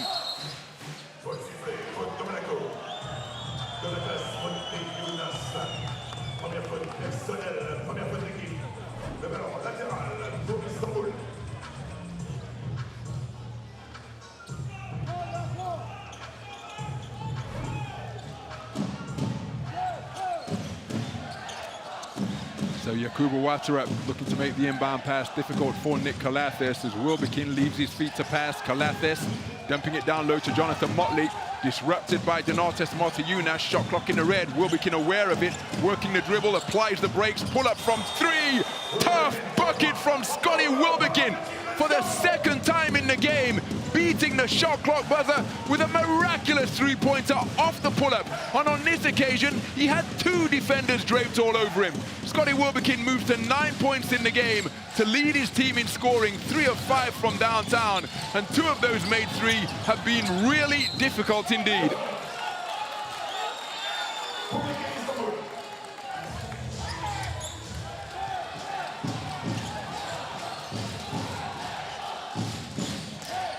So it's a 2-score game. AS Monaco up by 5, gambling over the top, but late on the attempted steal was Jordan Lloyd.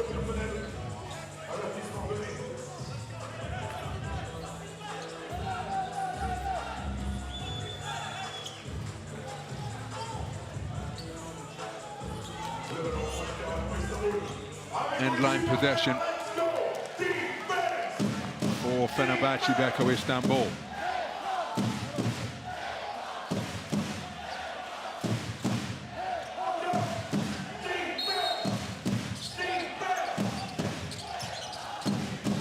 So Calathes squares up on Ouattara. Jonathan Motley shoots over Mike James off the front line. Who touched it last? I think it's John Brown. So Jonathan Motley would be disappointed he couldn't find the finish and exploit this mismatch. A good hustle from Deshaun Pierre. Sean Brown getting a hand on it, but not able to wrap his hand around the basketball.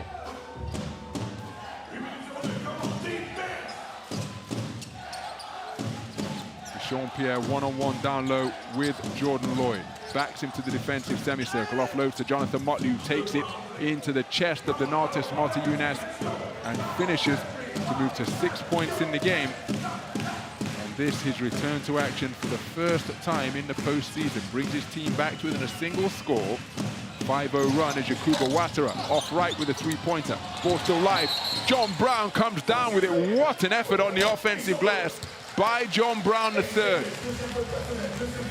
3 rebounds in the game, all of them at the offensive end, and watch him fight for this one in a territory where he's outmatched physically, but that is not a measure of the man's desire. So Donatas Motiejunas with the tough finish. 5 points in the second half for AS Monaco, all of them coming from the hot hand of Donatas Motiejunas. 13 points in the game for him to lead all scorers. His team lead by 5. Dechampierre rotates it to Nigel Hayes-Davis. Calathes looking to drop it off to Jonathan Motley, was cutting back door. Now, is that a foul or a football?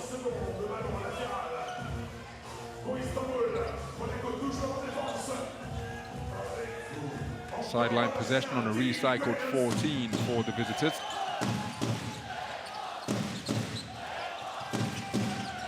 Calathes, pursued by Donatas Motiejunas and Yakuba Ouattara. Ball rotated to Dechampierre. Edge of the lane, floater is good. Dechampierre with his first score of the game. Makes it a one-score affair once more. 3 points to deficit faced by Fenerbahce. Tough catch, John Brown, down to the dots, back out to the corner. And Donatas Motiejunas off on this occasion from the opposite corner from where he made the first score of the second half. Good look at the basket for AS Monaco. Wilbekin keeping his dribble alive, pursued by Ouattara. They dump it down low to Dechampierre, defended by Mike James. Dechampierre surrounded by a treble team, offloads to Jonathan Motley, spins baseline, bullies his way to the basket, gets his own offensive rebound, looks to kick it back to the perimeter. Calathes saves it to Wilbekin. He's got the ball in his hands. Big screen set by Motley. Wilbekin offloads, sideline logo, three-pointer is nothing but net. And we are all square. 45 points apiece on what a calmly executed half-court offense by Fenerbahce in the face of some ferocious defense by AS Monaco. They're leading the third quarter by 5, doubling up AS Monaco. 5-10 in favor of the visitors as Jordan Lloyd off the glass by some distance, didn't even draw iron. Jonathan Motley with another rebound. First one at the defensive end.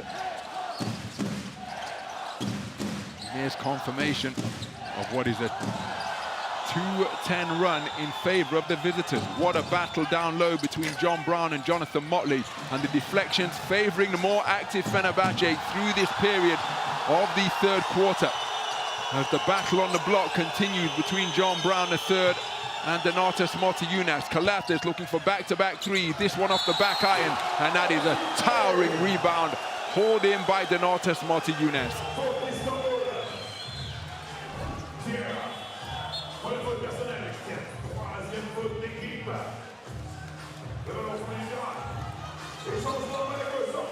Well, it's Donatas Motiejunas' offense that is keeping his team in contention thus far. He has got all 5 AS Monaco points in the third quarter so far. On the other side of the basketball, Fenerbahce have scored 10. That is how they have overturned a deficit that was as large as 8 after Donatas Motiejunas' corner three-pointer. So Fenerbahce trailing 43-8. Again, they have used the three ball to magnificent effect. Fenerbahce now 8 of 19 from downtown. 2 of 4 here in the third quarter from deep. Diallo pushes off, stops on a dime and gets the mid-range J to fall from about 15 feet. Deadlock broken. AS Monaco leading by 2.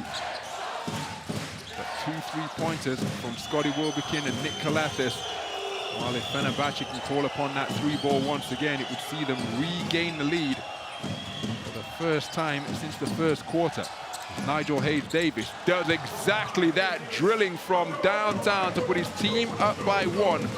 And for the first time since 9-11 in the first quarter, Fenerbahce Beko Istanbul have their noses in front on the scoreboard.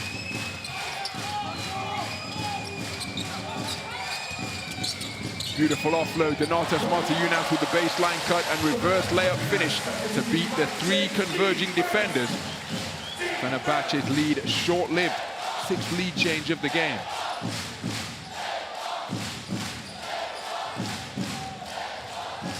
So Dechampierre out to the perimeter. Yorgos Papagiannis' three ball is short, off the front rim. Elia Kobo pushing down to the baseline, putting the Fenerbahce transition D on their heels. Mike James catches the shooter and lands from long range. Mike James hits his first three-pointer of the game. AS Monaco open up a 4-point lead. Mike James, who's had a lean time from downtown, just 23.8% in the playoffs. Now 1 of 2 from three-point territory in this fixture. As 2 three-pointers have been netted by the home team here in this quarter. Calathes off the iron. And that is a shot, well, it couldn't have been off the iron because it's a shot clock violation. Now, I think Calathes is saying that it drew iron, and so the horn for the shot clock violation shouldn't have sounded.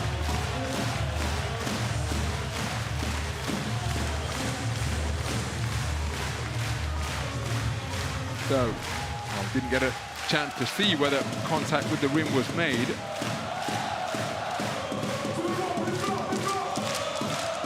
And the capacity crowd in attendance here at the Stade Gaston Médecin generating a magnificent atmosphere.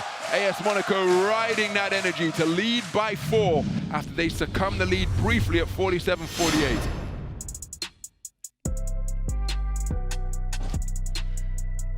The Turkish Airlines flight time player of the game comes off a fast break fashioned by the velvet hands of Elia Kobo, poking the basketball away from Tyler Dorsey to hook himself up with an uncontested jam on the fast break. Hanging on that rim to buy a little bit more flight time. Elia Kobo with the Turkish Airlines flight time play of the game.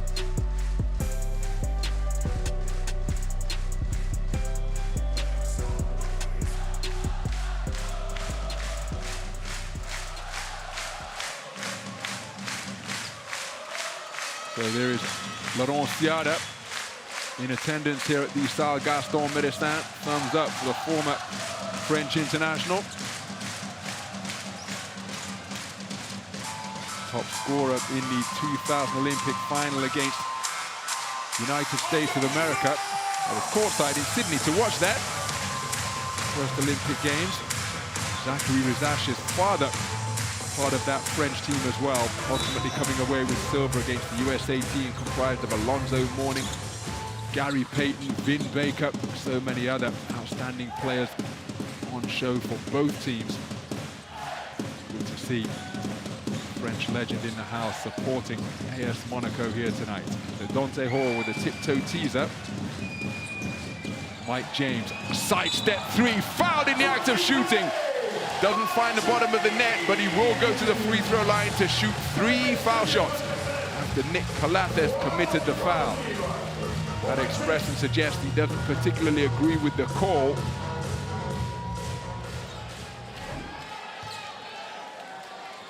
I think he's saying that Mike James is increasing his landing base.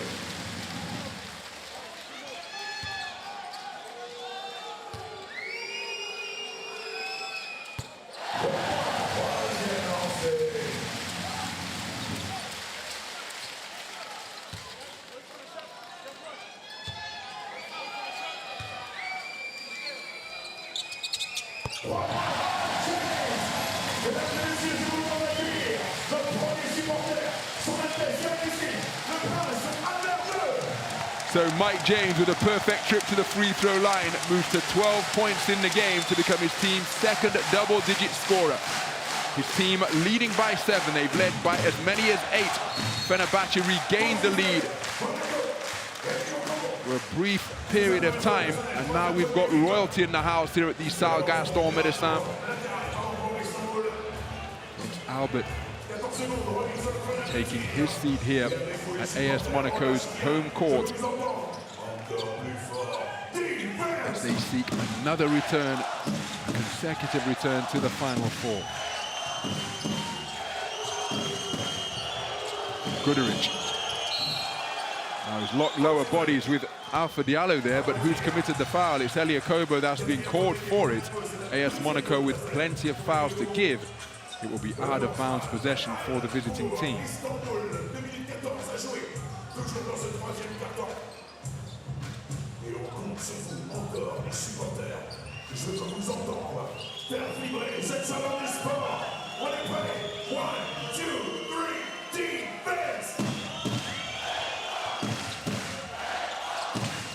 So it's an 8-0 run for AS Monaco. Slapped against the backboard from behind by Alpha Diallo. What a magnificent defensive play. After being beaten with the dribble, not giving up on it, staying in pursuit of Nick Calathes. As Mike James sidestep three off the front iron, Calathes runs down the rebound on the wing. So Guduric being guarded by Elia Kobo. Big screen set by Papagiannis. Catches on the roll, out to the perimeter. Tarik Baburovic for three. And Tarik Baburovic continues to light it up here in the Principality. I thought it was a three-pointer, but it's a long-range two for Tarik Baburovic, ending the run of 8 points without reply. But Tarik Baburovic seeing the basket beautifully. Both of his made field goals, one three-pointer and that long-range two have come from the perimeter. Elia Kobo, step-back three, off the back iron. Nick Calathes securing the rebound. Baburovic, 2-on-2, offloads to Guduric. Guduric waiting for reinforcements. So Nigel Hayes-Davis met by a double team. Baburovic this time surely it's the three, and he lands from long range. Tarik Baburovic heating up here in the third quarter, brings his team right back into contention. A run of 5 points personal from his hot hand has seen a lead that was as large as 7 cut back to just 2. Timeout on the floor. Tarik Baburovic sees his team hot on the heels of Fenerbahce. Beko is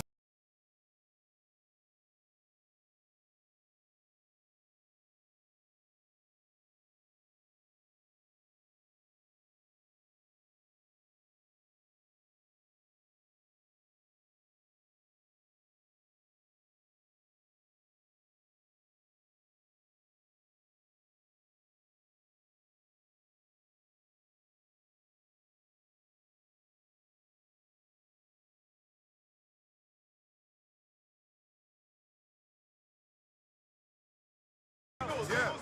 Papa, you gotta receive after UCLA lower. Marco, you clear. Nate, you pass to Papa. Tarik screen. Hey, listen. Tarik, if you don't have it, double. so Zvezdan Mitrovic, the former AS Monaco head coach, in attendance here. Tarik is on chain. Part of what has been this remarkable ascent by AS Monaco as we take a look at the shot-making prowess under pressure from Tarik Baburovic. The first one, his toe must have been on the line. The second one, there was no doubt. Tarik Baburovic, 3 of 4 from the field, and all of his made field goals. Well, there's confirmation, but that 2-pointer was a long-range one indeed. Must have been 2 by the narrowest of margins.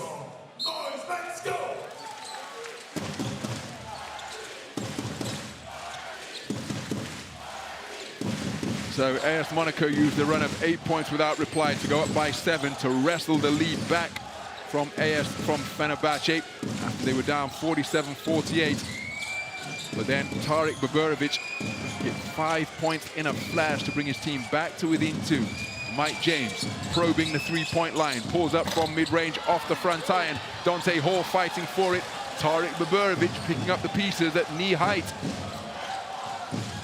So what a spur he is proving to be for Fenerbahce during this passage of play. I'm not quite sure why the clocks have stopped. Gonna have to have a whistle here, surely, because everything is frozen. Everything is frozen. As Baburovic makes light of the disrupted game clock and shot clock scenario by netting 8 points in a row.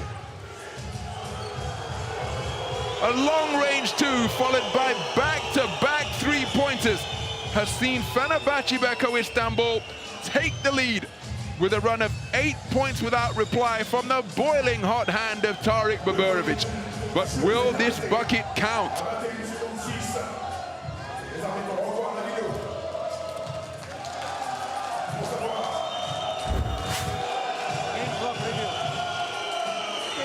Oh, this is going to be interesting. moment it stop incorrectly, go. We need to stop exactly when it stop incorrectly. Go.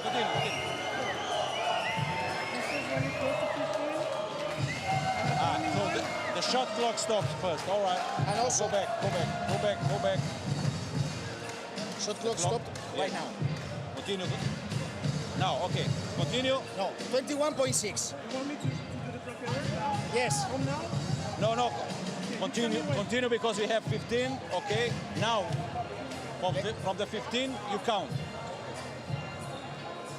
We need 21.6. Please. No. May I? Give me the control. Give me the control. Okay. Okay. Now this is the moment. Now we need to see the clock of the system. Clock of the system. Can you count now? Measure. Okay. Now. And we will stop immediately when the basket counts. And we will see if this violation of the basket is correct.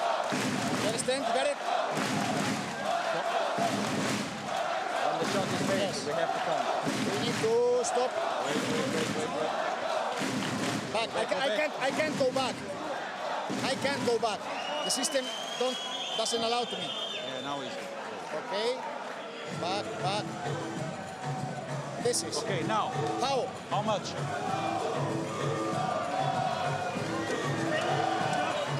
Put me here. 10.8. So basket is correct. Valid. And we need to 21.6 minus 10.8. Show me. 10.8. Show me. 10. So it's 11.6 is 10. 9.8. 11.6. So 10.8 is 11.6 is 10.8. 10.8. This is right. 10.8 is the clock. Okay. This is the time. Okay. Okay. I go with the basket value. Okay. Post triple. So basket good.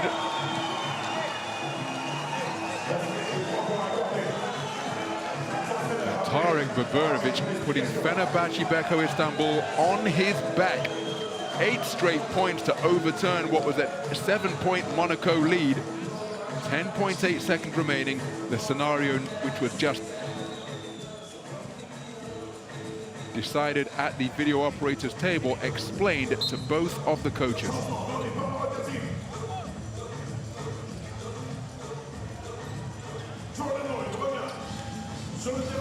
So the shot clock not a factor now for the remainder of the third quarter.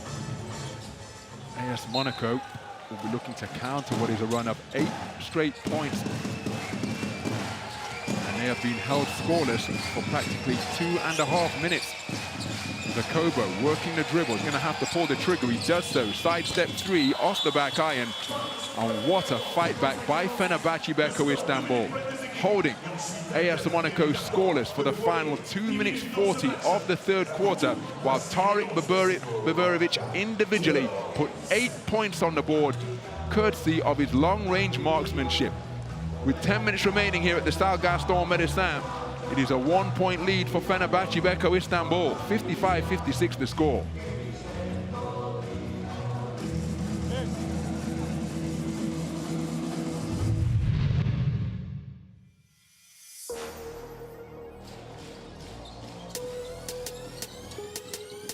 Well, it's been a terrific period of action in the third quarter here at the Stade Gaston Médecin. Ultimately taken by Fenerbahçe Beko Istanbul by 6. Bear in mind that 8 of their 21 third quarter points coming from the hot hand of Tarek Baburovic in the final minute and a half. Mike James finally got a 3-pointer to fall. That was the last field goal scored by AS Monaco. That came with just under 4 minutes of the quarter remaining. The other scores came from the free throw line, but then Tarek Baburovic got hot, hitting 3 long-range jump shots in a row. One of them must have been a 2-pointer by the narrowest of margins. The other 2 clearly 3-pointers. And his scoring prowess from the perimeter has seen Fenerbahce Beko Istanbul take their second lead of the quarter, giving us our 7th lead change of the game.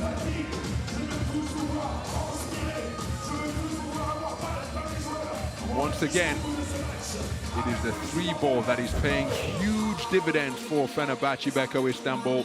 11 of 24 from downtown. In stark contrast, AS Monaco just 3 of 14. And Tarek Baburovic, those last 8 points coming in the final minute 40 seconds of the quarter. And it just took that brief passage of time for Tarek Baburovic and his scoring exploits to see him named as the outstanding performer of quarter number 3.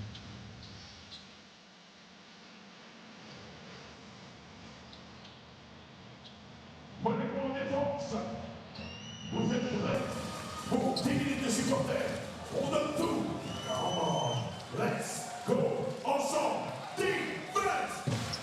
Defense.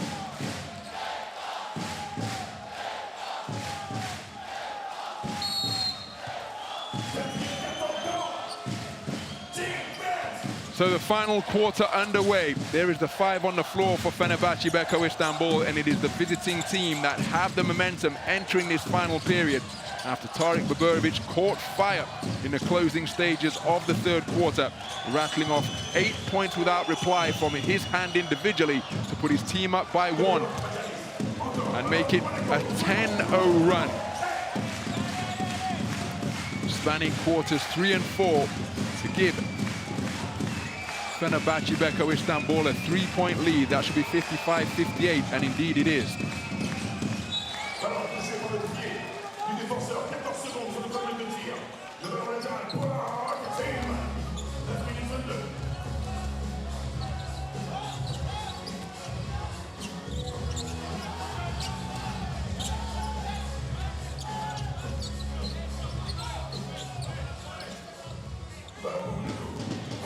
So Elliot Kobo inbounding from the sideline. Lloyd guarded by Guduric.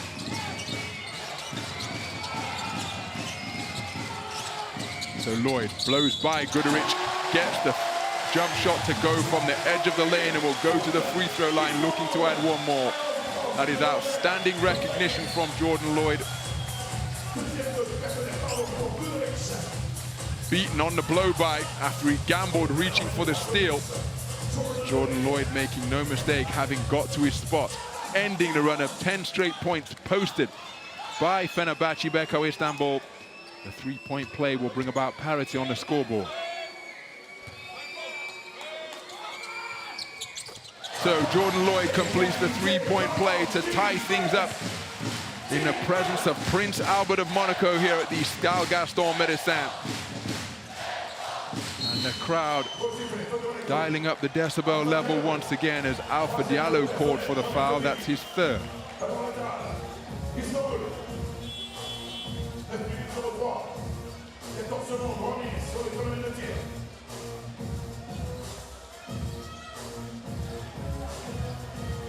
Le message reçu par la tête de marque de Barcelone. À Barcelone, pour l'EuroLeague, il y a une contrôle room énorme, plein d'écran. Et aussi des gens de l'EuroLeague qui regardent le match et qui peuvent aussi intervenir sur une décision. Et c'est le cas, un message reçu de l'EuroLeague pour les arbitres.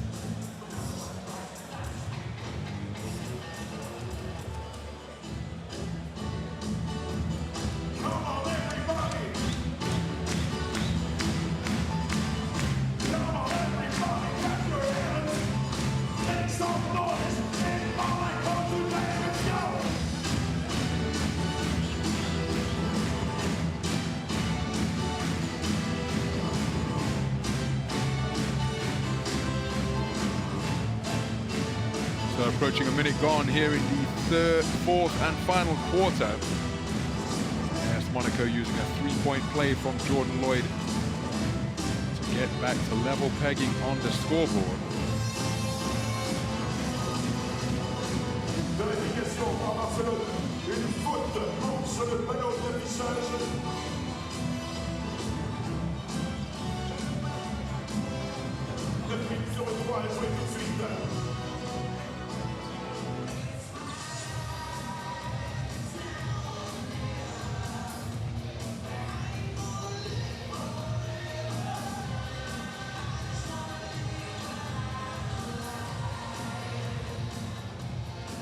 Et encore une fois, pour expliquer pourquoi le jeu a du mal à reprendre, en EuroLeague, l'ordinateur des statistiques et du sport est le même. Et tout doit être en ordre pour que le match puisse continuer. C'est ce qu'ils sont en train de faire à la table de marque. Et c'est pas forcément évident, pour vous dire la vérité, avec le logiciel de l'EuroLeague. Donc les choses sont en train de se remettre en ordre.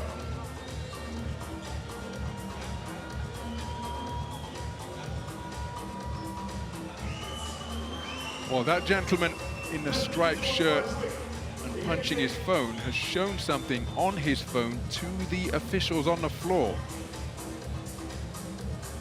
So that is what's being discussed here. Not sure at this point what exactly the gentleman with the phone displayed to the officials.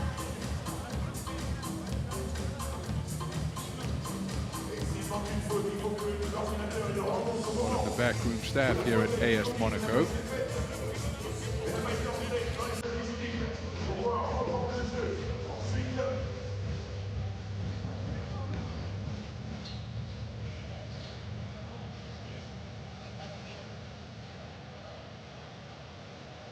Allez les supporters, 9 minutes 03. On reprend. Je veux vous entendre chanter, faire la fête ici à Monaco.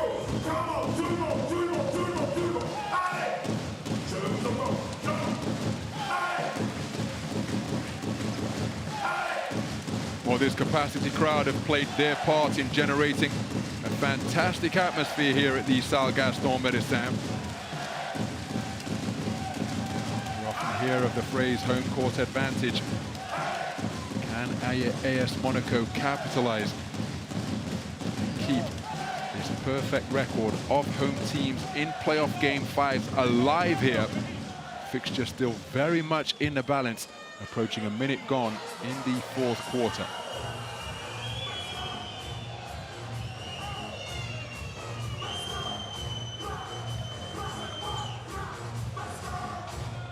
N'envoyez pas la table de marque, le contrôle est pris aussi par les équipes de Barcelone à distance.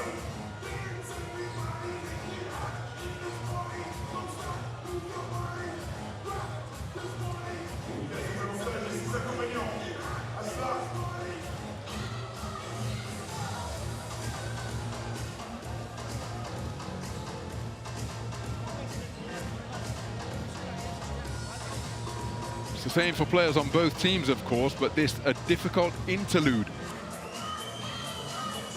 Players that emerged from the intermission between quarters 3 and 4 were in their flow.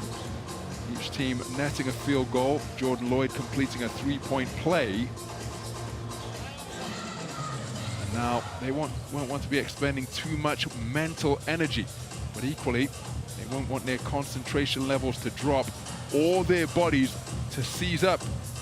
Just see Elia Kobo taking the opportunity to remain loose and limber. Of course, crucial that statistics, game clock, shot clock, foul counts are all correct and as they should be, particularly in a game of this magnitude.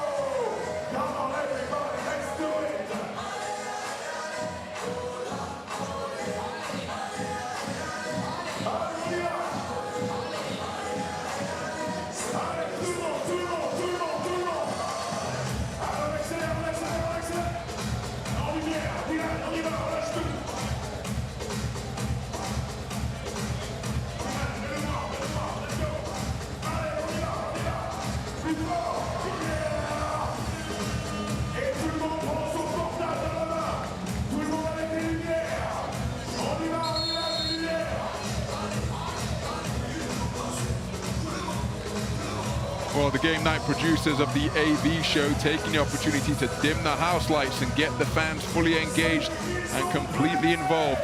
They're providing the spotlights now with the lights from their smartphones. But again, the players preparing to return into the fray.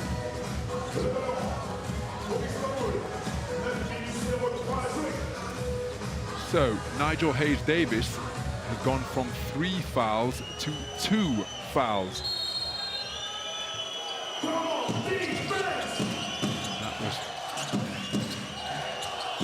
That's the conclusion of that unscheduled interlude. So the action resumes, just over a minute gone. Shot clock in the red. Big 2-footed stop by Marko Guduric, doesn't get the shooter's roll, and then Yorgos Papagiannis positioning himself magnificently to snare the offensive rebound. Fouled in the act of doing so, so a new 14 and end line possession, sideline possession. I thought it was going to be from the end line for Fenerbahce.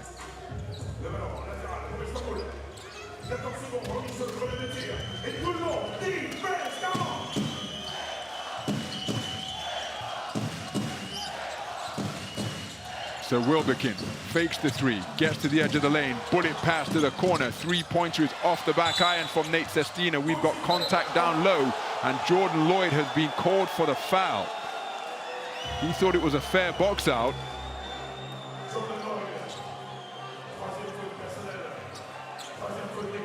So 2 fouls in quick succession. Take another look at the 3-ball from Nate Sestina. Oh, dear me. Well, it's Jordan Lloyd who is caught, but I think just prior to that, Tarik Baburevic was wrapping him up from behind. Guduric spinning his way into the lane, has it poked away by a hard swipe from Donatas Motiejunas. What a steal. And now Motiejunas, oh my goodness, that was an ambitious feed through a crowd. And it's Fenerbahce who benefit with an uncontested score practically at the offensive end. AS Monaco looking to get themselves a quick score in transition. But the attempted pass to the streaking Donatas Motiejunas had to go through a forest of Fenerbahce hands. And ultimately, it couldn't find its way to the intended receiver. Turnover is the result. Kobo leaves his feet to pass. Alpha Diallo checking the shot clock, pulls the trigger with the shot clock in the red, and AS Monaco completely out of sync and out of sorts since the resumption after that impromptu interlude, which resulted in Nigel Hayes-Davis seeing his foul count reduced from 3 to 2. Well, momentum, a funny thing in sports. You certainly recognize it when you are in the presence of it. The fans do too, and that is why they are pumping up the volume here in a bid to get their team back on track. Fenerbahce with a 2-point lead with 2 minutes 20 gone in the final quarter. Wilbekin with a speed edge over Motiejunas, dancing with the dribble, hangs it up for Papagiannis. That's a terrific reception. Papagiannis made the catch, just couldn't contort his body enough to kiss it home off the glass. So Akobo pushed out towards the halfway line. Motiejunas looks at the 3, doesn't pull the trigger, and again it's another ambitious backdoor feed. Now, is this football? I think it was football from Elia Kobo, wasn't it? But they're saying football from Fenerbahce, which would give AS Monaco possession and a recycled 14. The officials more closely, more optimally placed tonight. So Runis Jastakevicius not agreeing with the call that has gone against him. Let's take a look. It's Motiejunas looking to drop off the backdoor cut. Now that's the football, isn't it? That was my instinct. Then there's a subsequent football from Nate Sestina, but not before it had been kicked by Elia Kobo.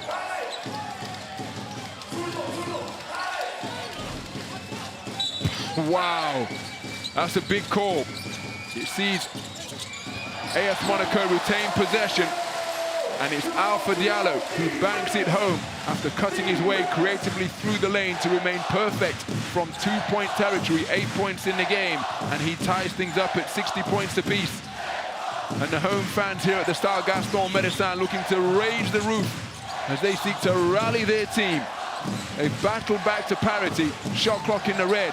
Tarik Baburevic offloads the back. Oh my goodness! A foul committed by AS Monaco with 0.5 seconds remaining on the possession. And Nick Calathes, who's a big-time shot maker, but surely you would live with this field goal attempt, wouldn't you? Oh, wow. Donatas Motiejunas wishes he could take that one back. And he, for his part, saying that he got all ball. That is a big call. Third foul on Donatas Motiejunas. Busting a gut, playing intense defense for 23.5 seconds and more, only to commit a foul with 0.5 seconds remaining on the shot clock. Now, has this been called in the act of shooting? Or are they saying that Nick Calathes was going to offload?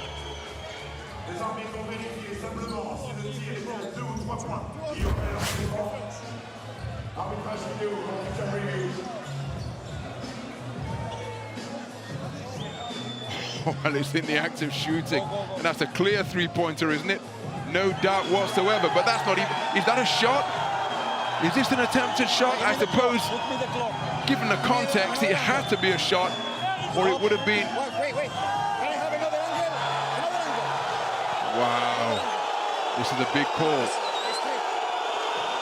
Hitting the head, hitting in the arm, she's 44, and 3 shots. Okay? Well, they've said it's a foul in the act of shooting. 3 free throws to come for Nick Calathes. The Fenerbahce fans absolutely delighted. The Monaco fans less than impressed.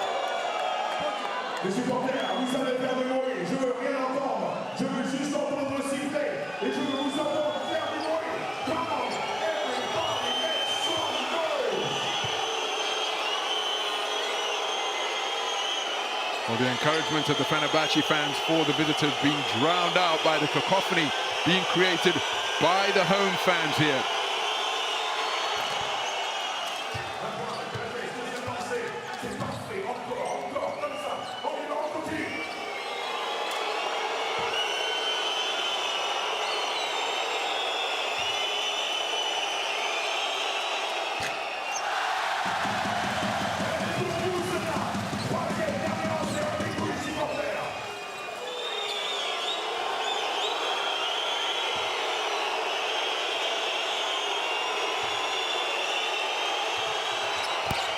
So Nick Calathes goes 2 of 3 from the free throw line, gives his team a 1-possession lead, putting them up by 2.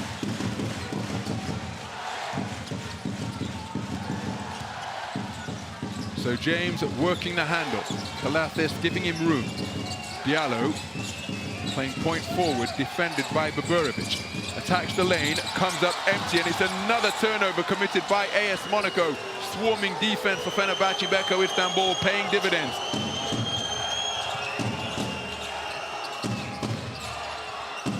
That the 4th turnover of the 4th quarter committed by AS Monaco, as Papagiannis lines up a three-pointer. It's long and off right. Ball still live off the rim. Motiejunas looked to deflect it back to the perimeter, but only put it into the hands of Scotty Wilbekin.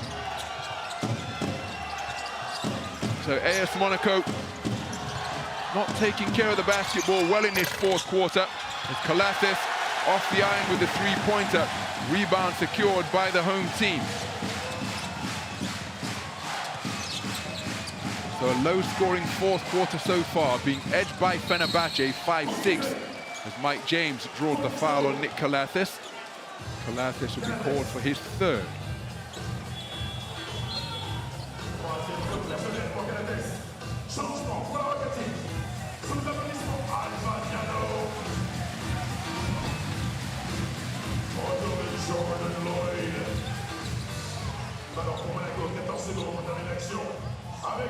Let's go!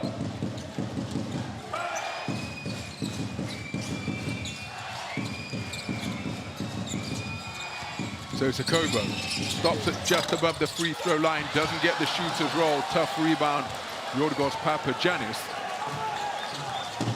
Approaching the halfway stage of the final quarter of regulation. Will overtime be required, as it was in game 1 here, to open this playoff series? Kalathis wide open and doesn't get the shooter's roll, but it's a tough battle on the boards by Boborovic, and he's going to draw a foul. AS Monaco will find themselves in the penalty before the halfway stage of this fourth quarter. It's been incredibly hard fought. You would expect nothing less. But for my money, AS Monaco have been devoid of flow in this fourth quarter so far. And that is foul number 4 against Jordan Lloyd. Again, the team who lead the league in terms of taking care of the basketball, committing 4 fourth quarter turnovers in the first 4 minutes of the period. Some of them committed when trying really ambitious passes through a crowded lane, looking to find cutters en route to the basket. Tarik Boborovic, 19 of 21 from the free throw line this campaign. The perfect 5 of 5 now in the postseason, puts his team up by 3.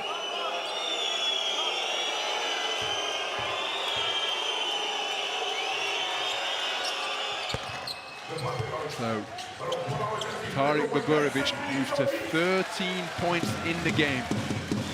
What a game in which to have one of your best scoring outings in the Turkish Airlines EuroLeague. It's a 2-score affair. Jordan Lloyd has almost lost the handle again. Mike James bails him out. The offload to John Brown. Denied at the goal by Yorgos Papagiannis with a terrific rejection. Rotating to turn away that field goal attempt and spark a secondary break opportunity for Fenerbahçe Beko Istanbul. Terrific interior defending by Yorgos Papagiannis. So Boborovic, ambitious leaner off the iron. Rebound Donatas Motiejunas. Now Mike James, with his team trailing by 4, will want to come away with points on the board here, either from the field or free throw line. Works his way into the lane, offloads Donatas Motiejunas, fouled in the act of shooting. Now Jordan Lloyd is saying that's an unsportsmanlike, but I think it's going to be a regular shooting foul that will send Donatas Motiejunas to the free throw line for 2. Fantastic vision from Mike James. Fenerbahce making life really difficult as we see that rejection from the weak side by Yorgos Papagiannis to deny John Brown. We've got a timeout on the floor beyond the halfway stage of the fourth quarter. It's a fourth quarter being edged by the visitors, and that is why they lead by 4. 60-64 the score.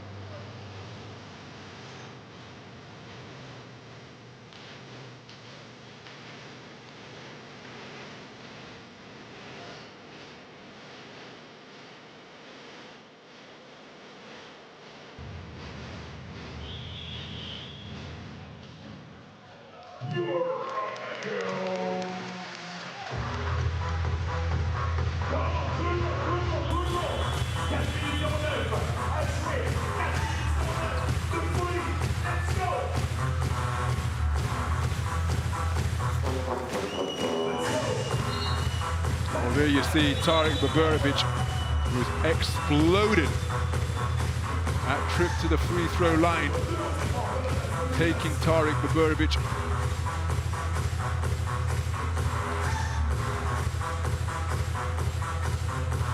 to be the high scorer for his team.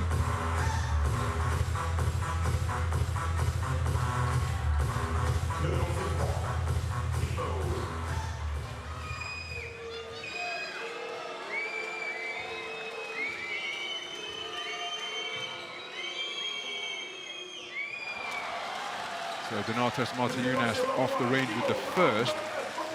For what it's worth, I've got Tarek Baburovic on 13 points in the game rather than 17. But either way, he is Fenerbahçe Beko Istanbul's leading scorer. Game's leading scorer is a man on the free throw line with 15. Gets the shooter's roll on the second to end the run of 4 straight points, all coming from the free throw line posted by Fenerbahçe Beko Istanbul. It is a one-possession affair. AS Monaco trailing by 3. 16 points in the game for Donatas Motiejunas. Being Monaco's leader in terms of performance index rating, 13.5 through the completed 4 playoff games coming into this decider. So Wilbekin on the rip through and then the dribble against Okobo. Sidestep dribble, pull-up three-pointer, rebounded by Nick Kalathis. Terrific effort by Fenerbahçe Beko Istanbul, who continue to have a significant edge on the boards, particularly at the offensive end. As Wilbekin drives, looking to offload to Papagiannis, broken up, ball still loose. What a hustle play from Scotty Wilbekin. And in performing that swallow dive to get both hands on the basketball, his momentum carrying him over the sidelines. But you cannot knock the man's hustle. Terrific effort by Scotty Wilbekin. Watch him leave his skin on the court here. No regard for his own safety and just breaching the sideline with that left hand. That is how much possession of the pill means deep into the 4th quarter here. A 4th quarter that has been low scoring indeed. 6-8 in favor of Fenerbahçe Beko Istanbul.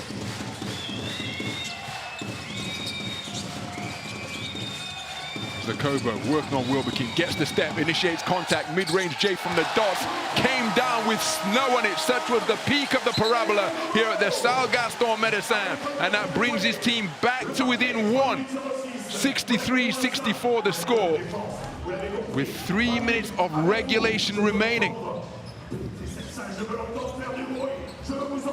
I think Coach Saruna Shastakevich is calling for a push-off here. I think Okobo initiated the contact, but I'm not sure there was any extension with his offhand.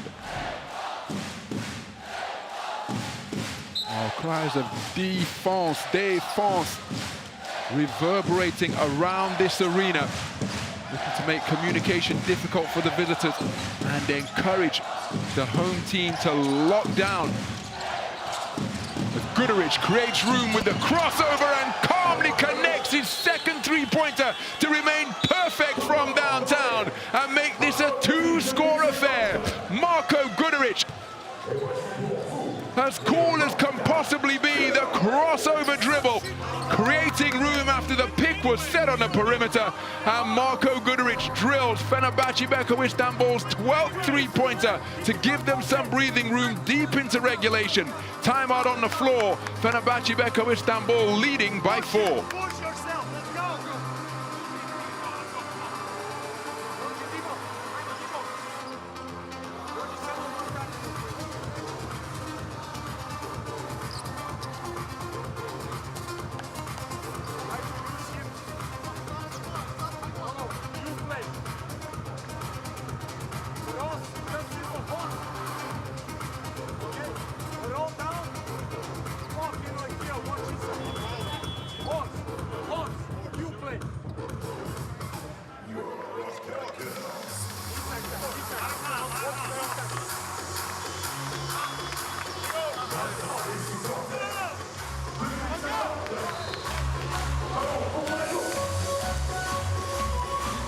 Well, Marko Guduric has stepped up big time for Fenerbahçe Beko Istanbul during the course of the postseason, posting 10.2 points, 3.2 assists, and a performance index rating of 11.5, up from his numbers of 9 points, 2.4 assists, and a PAR of 9.7 in the regular season.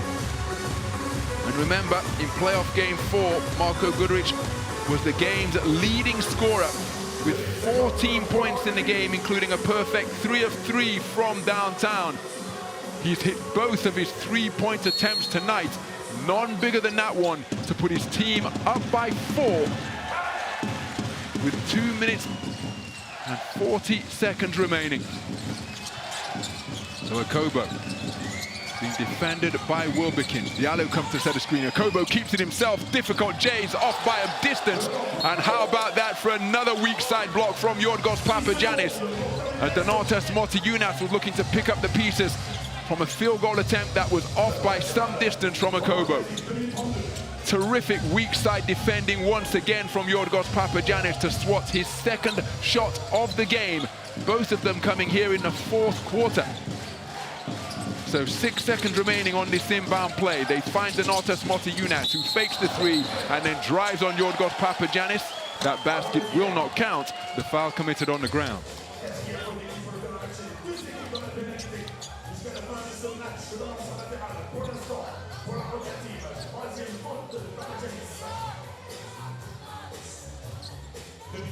So Yorgos Papagiannis called for his third. Mike James, 1 of 3 from downtown thus far. His team trailing by 4. Looks at the three-pointer. Alpha Diallo lets it go from the wing. That is short and off right. Nick Calathes secures possession, wrapping up the basketball for his 6th rebound of the game. Goodrich, who's perfect from downtown so far. Diallo defending. Goodrich working the dribble. Wide open is Papagiannis. They look for him. Ball deflected by Jerome Blossomgame for the steal. Now, as Mike James pulls up off the dribble and lands it from long range. Another clutch bucket in the canon of those made by the all-time leading scorer in the Turkish Airlines EuroLeague. He brings his team back to within 1.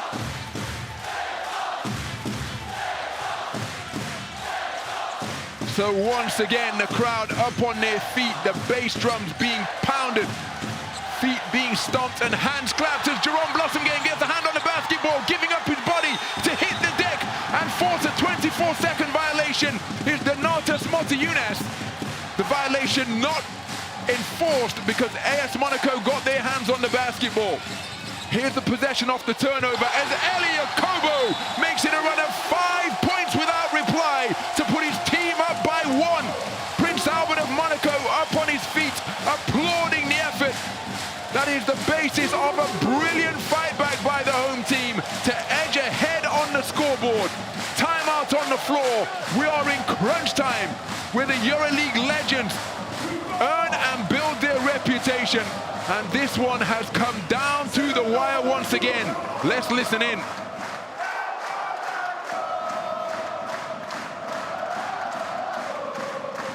Two doubles. Nick to Marco. Marco to Scotty. Double.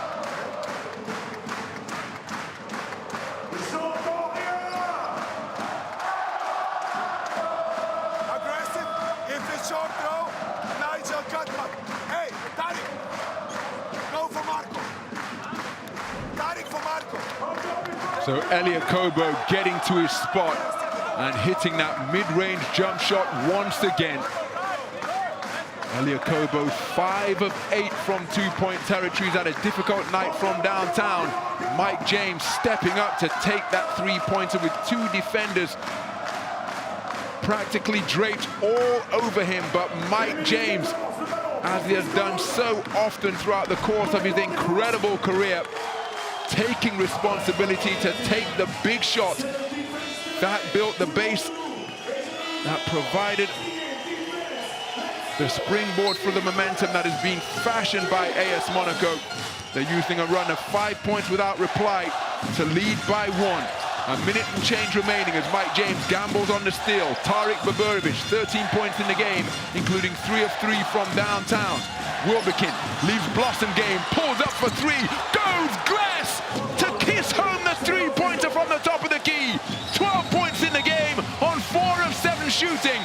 And inside the final minute, it is Fenerbahce Beko Istanbul who lead by 2. As Kobo gets to the goal and ties things up at 70 points apiece.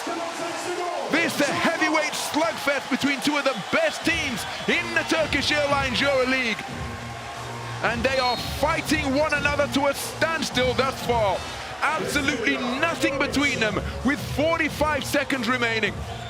Big shot after big shot being made by the EuroLeague ballers here at the Salle Gaston Médecin. 5 points in a row on a 3-pointer from Mike James and a mid-range J from Elia Kobo. Scotty Wilbekin hitting a pull-up, countered by a take to the glass by Elia Kobo. And that is why we are all square, 70 points apiece. And Tarik Baburovic, who has been instrumental in Fenerbahce remaining in contention. Remember, he scored 8 points in a row to conclude the third quarter. He's gone down lame, having twisted his ankle here. Oh my goodness. Saw him reach for that left leg immediately.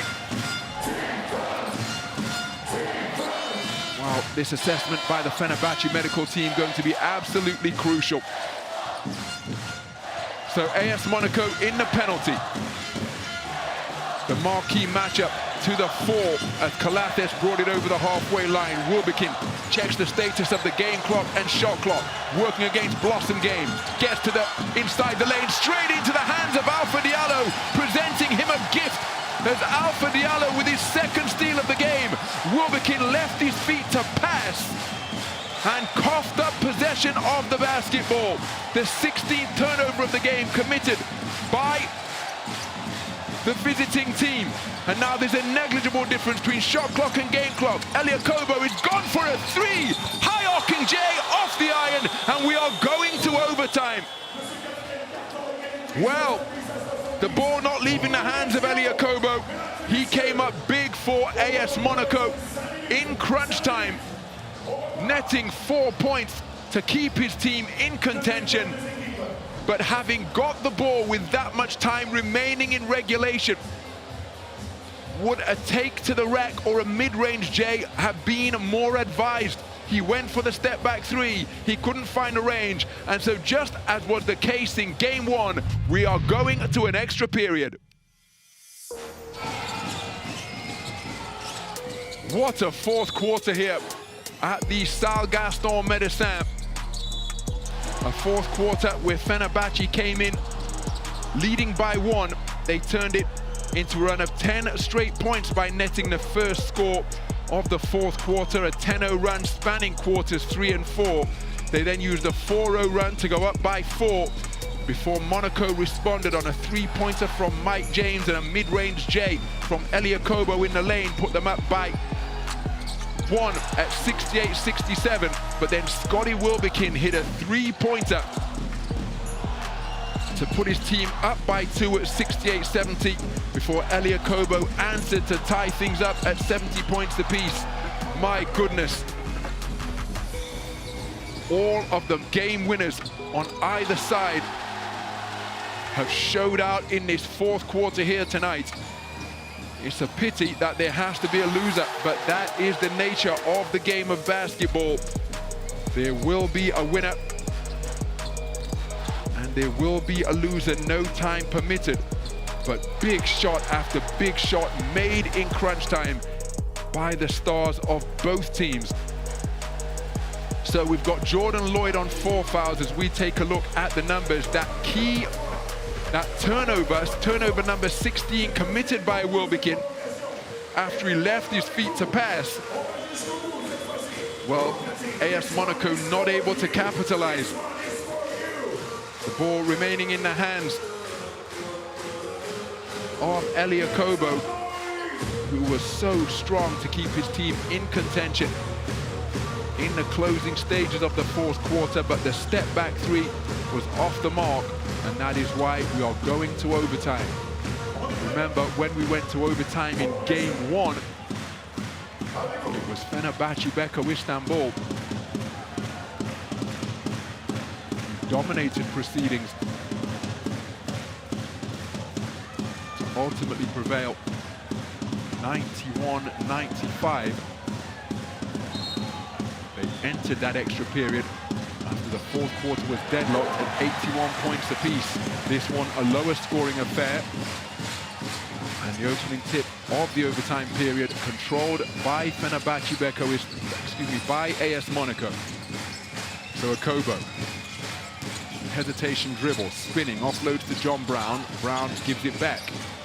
Motijunas open in the corner. Mid-range J from John Brown is off the front iron. Rebound. AS Monaco. Pull-up three-pointer. Mike James makes it another big three-point bucket in crunch time. And after being quiet for the majority of this playoff series, Mike James coming to the fore here. Both in the closing stages of the fourth and the start of the extra period. His team lead by 3. Mike James, now 3 of 5 from downtown, is bullying his way to the defensive halo. Is Georgios Papagiannis. Foul committed by Donatas Motijunas.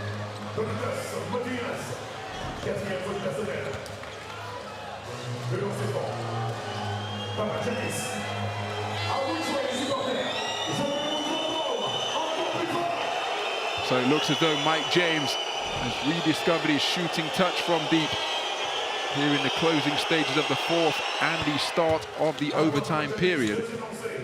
Donatas Motijunas called for his 4th foul. He and Jordan Lloyd on 4 fouls apiece. For AS Monaco, no player in foul trouble for Fenerbahce. Georgios Papagiannis with a perfect trip to the free throw line brings his team back to within 1. Fenerbahce Beko Istanbul. Well, you see the disparity in terms of free throws attempted. Both teams shooting solidly from 15 feet away.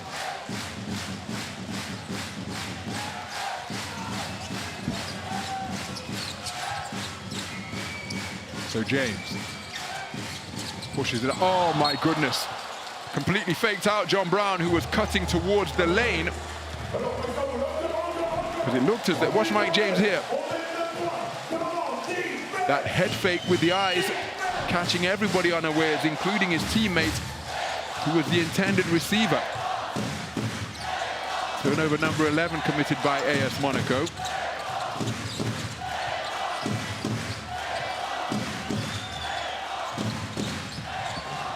So Colaces defended by James.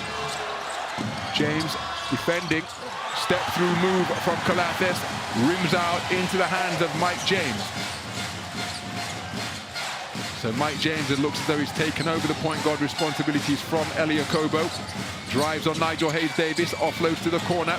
Donatas Motijunas now looking to back down Papagiannis into the lane. Beautiful stop, and he's blown the layup off the spin move. Part of his repertoire that serves him so well. Terrific footwork down low from Donatas Motijunas, completely selling that fake to Georgios Papagiannis, but couldn't find the finish. And after his fantastic footwork down low.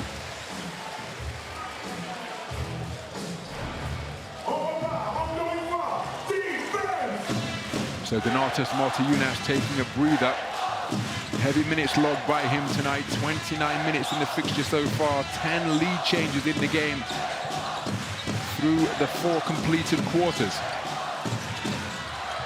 Wilbekin, big 1-2 stop. Tough bucket from Scotty Wilbekin. His team's first field goal of the overtime period sees them go up by 1 for their first lead of overtime.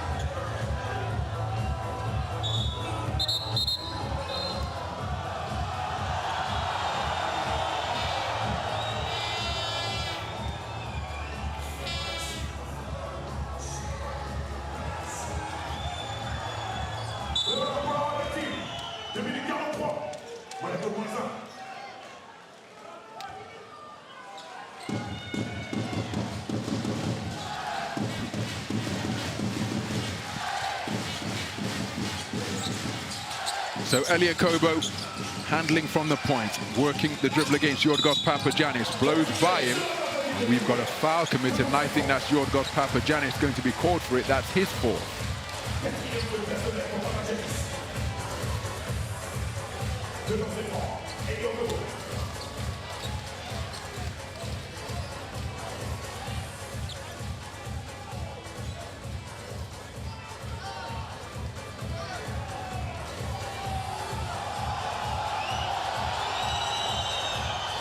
How Terry Tarpey and Kemba Walker would be loved to be out there fighting with their teammates so far. Elia Kobo to the free throw line, ties things up at 74 points apiece.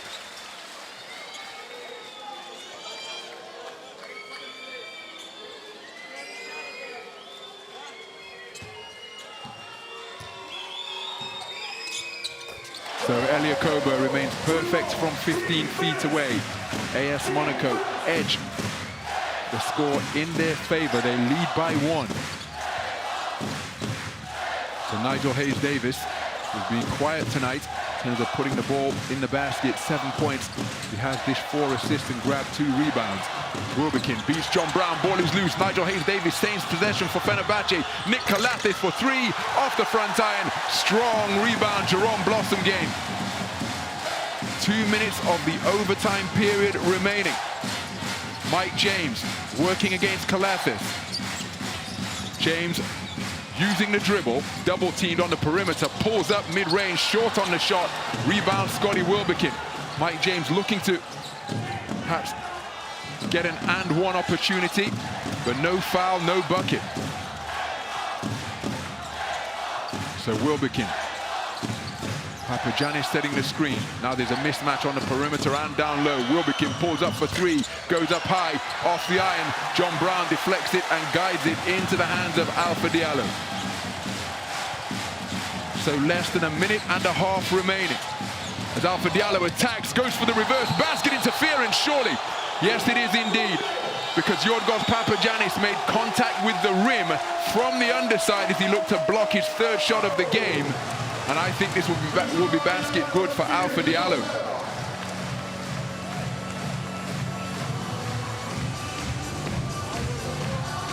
So Alpha Diallo recognizing the mismatch. And there's contact with the underside of the iron by Yorgos Papagiannis. Basket interference, basket count.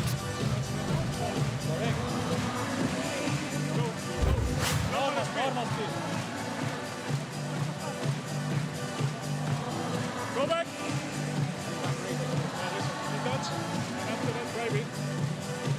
Go back and go slowly now. Stay back. That's a wing goal. Give me the ring camera left. Ring camera left. Let's go. Back and go slowly. Go back. Okay, go. That's it. Go, go. Well, that is pretty conclusive. 1 point, 17. At this point, they go. 17 and basket. I complete the basket. So you give the basket to Brad. So basket good.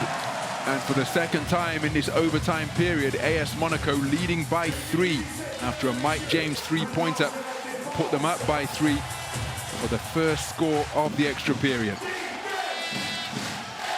So everybody who is able up on their feet here at the Salle Gaston Médecin in support of the home team.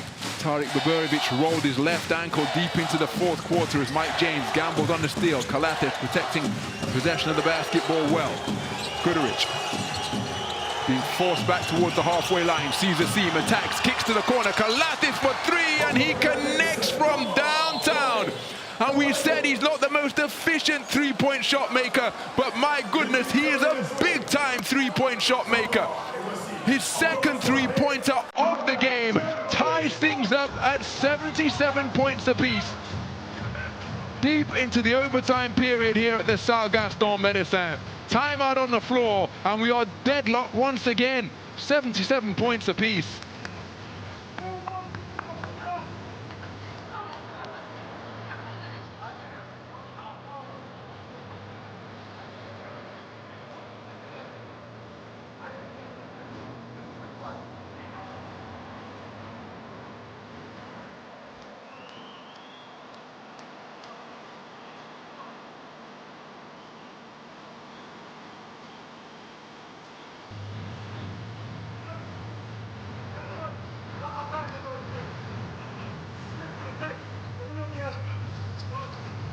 Guys, throw the ball, 4 inside.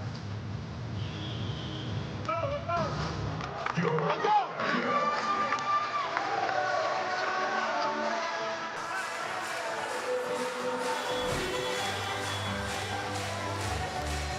So another look at the basket interference by Georgios Papagiannis.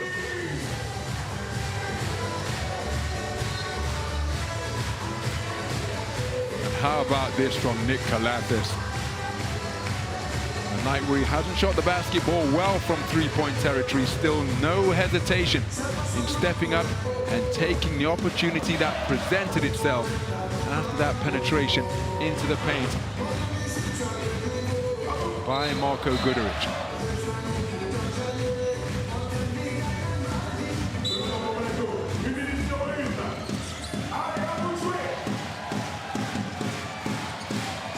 So half-court pressure being applied by Marko Guduric as Elia Kobo brings it over the halfway line. Mike James setting a screen, and now Kobo keeping his dribble alive. He's now used it, rotates it to James. Guduric looking to force him left. Guduric beaten, high floater is good over the top of Georgios Papagiannis. Mike James, 20 points in the game to lead all scorers. And his team lead by 2. Around 11 seconds the difference between the shot clock and the game clock. This a crucial possession as Guduric rotates it to Kalathis. Back-to-back three-pointers from Nick Kalathis sees Fenerbahçe Beko Istanbul take a 1-point lead. The shot clock has been turned off.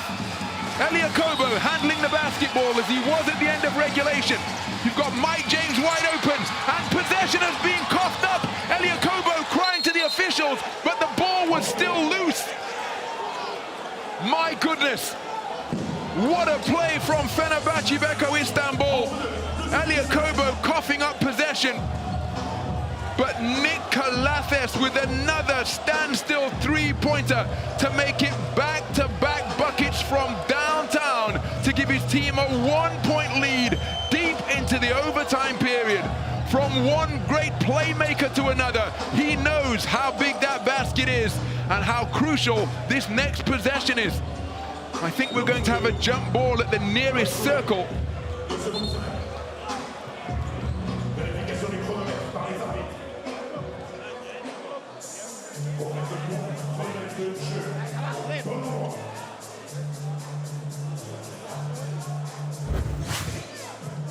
Okay. Go. That's it. 25%.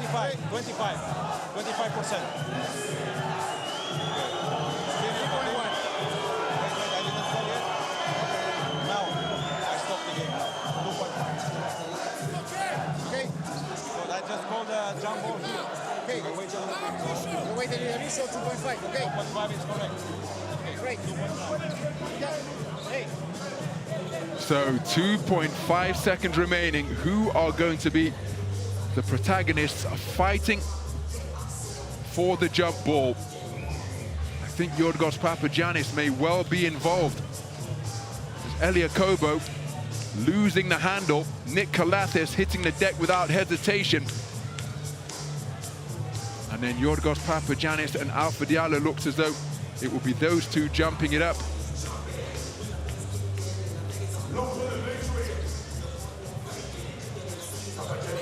And that, what a picture.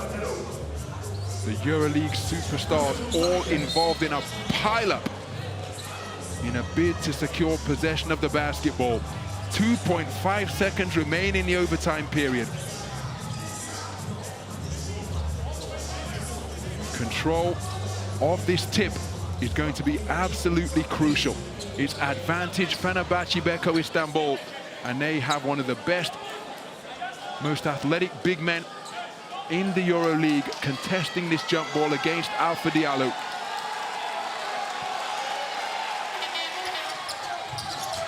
Ball is still loose. Somebody's got to commit a foul, but they don't do so. And it is Fenerbahçe Beko Istanbul who create a little bit of history here of the most significant order at the Salgaston Medicine. Because for the first time in the playoff era of the Turkish Airlines EuroLeague, a road team has come away with a Game 5 victory And it means that Fenerbahçe Istanbul have punched their ticket to progress through to the Final Four in Berlin later this month. What an absolutely memorable, monumental encounter we have just witnessed here. Just as in Game 1 at the Salle Gaston Médecin, it required an overtime period for it to be decided. And in the extra period, the shot-making prowess of Nick Calathes, who calmly canned back-to-back three-pointers, have seen Fenerbahçe Istanbul fight and claw their way over the line by the narrowest of margins.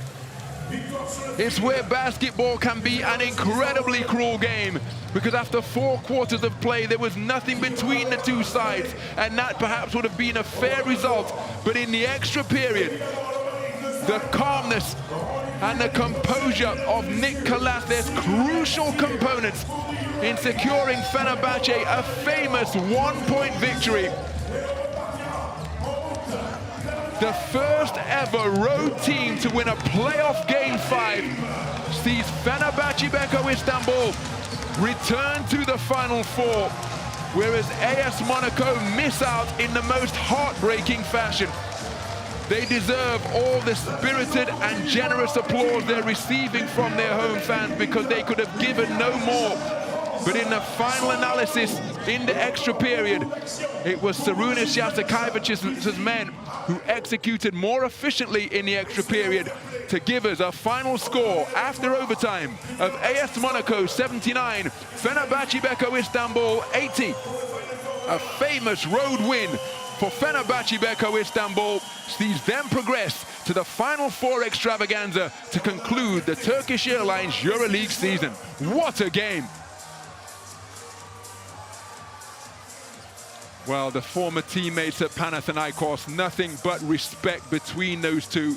And my goodness, didn't they both feature prominently, particularly in the closing stages of crunch time and the overtime period. They fought one another to an absolute standstill. But the shot-making prowess of Nick Calathes, a key component in the jubilant scenes that we are witnessing here now.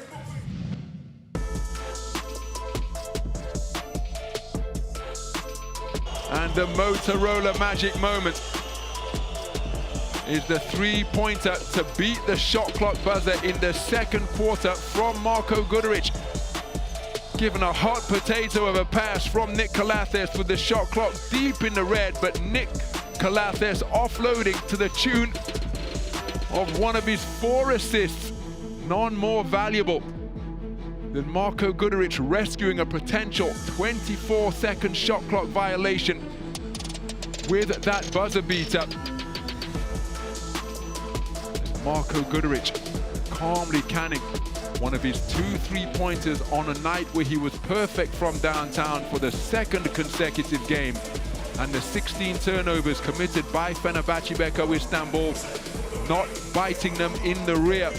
They secured the battle of the boards, 9 steals apiece, 1 block apiece, but the three-point shooting, 15 made threes at a 43% clip, is absolutely outstanding on a night when AS Monaco had their difficulties from downtown.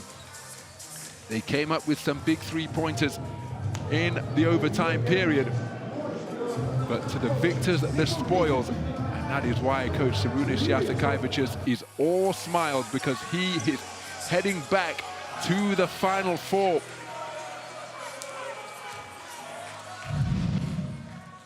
And tonight's Adidas Player of the Game is the man who calmly canned consecutive three-pointers to get his team over the line. The first one tied things up at 77 points apiece, and then the next one, the final one, proved to be the nail in the coffin that put his team up by an ultimately insurmountable 79 points to 80.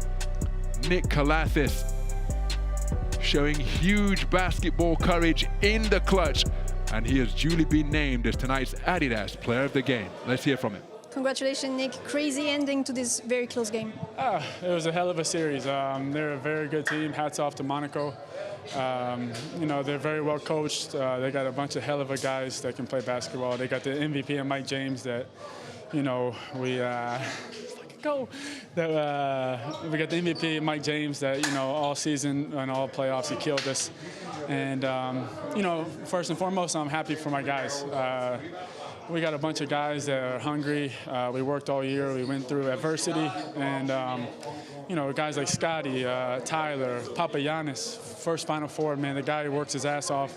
Goodrich hit amazing shots. Tariq, Nate.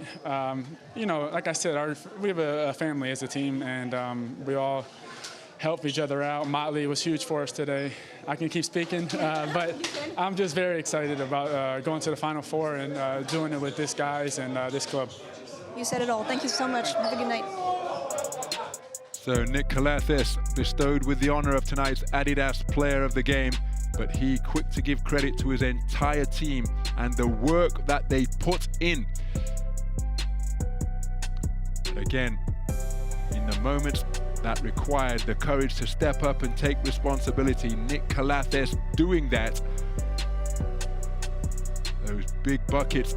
He was 1 of 8 from downtown before making 2 3-pointers, which were the final 2 scores of the game for Fenerbahce Beko Istanbul, and the final one proving decisive when his team were down by 1 in the closing seconds of the first overtime period.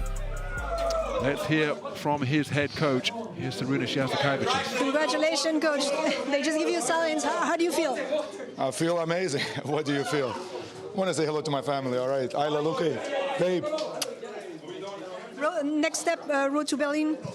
Oh, next step is how to land this plane in Istanbul.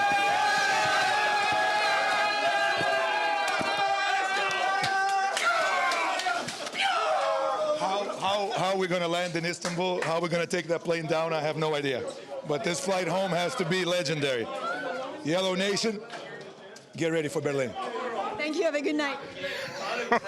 Well, what beautiful post-game scenes during the course of that interview in what was an incredibly hot atmosphere. Coach Saruna Shazakaivic is called off by his troops, doused in water during the course of his post-game conversation as we take a look inside the numbers. But this game about so much more than the numbers.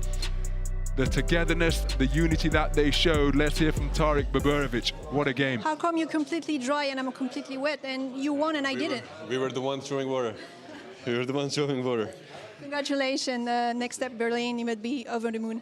Right now I cannot comprehend the emotions that I'm feeling. I'm really happy and proud of my team. Everybody put amazing character in the game 5. This is the first time in history somebody did something like this. Even one more reason to even be more proud for the team. Really happy, and let's go to Berlin. That was very close. You had a worthy opponent tonight. What? Excuse me? That was very, very close tonight. You had a worthy opponent. Exactly like every single game in the series. It was like until the last ball. It required a lot of concentration and everything, and we did it. Really with amazing character, a lot of fatigue, and I'm really proud of my guys. Thank you very much. Have a good night. Thank you. Well, Tariq Baburovic, when his team were trailing by an 8-point margin, which was AS Monaco's largest, by a 7-point margin, Tariq Baburovic rattled off 8 straight points to conclude the third quarter. A magnificent display. Let's hear from the bested head coach. Coach, crazy but disappointing ending for a game that could have gone either way. Just disappointed, that's it, you know. What can I say? Congrats, you know, like here, what can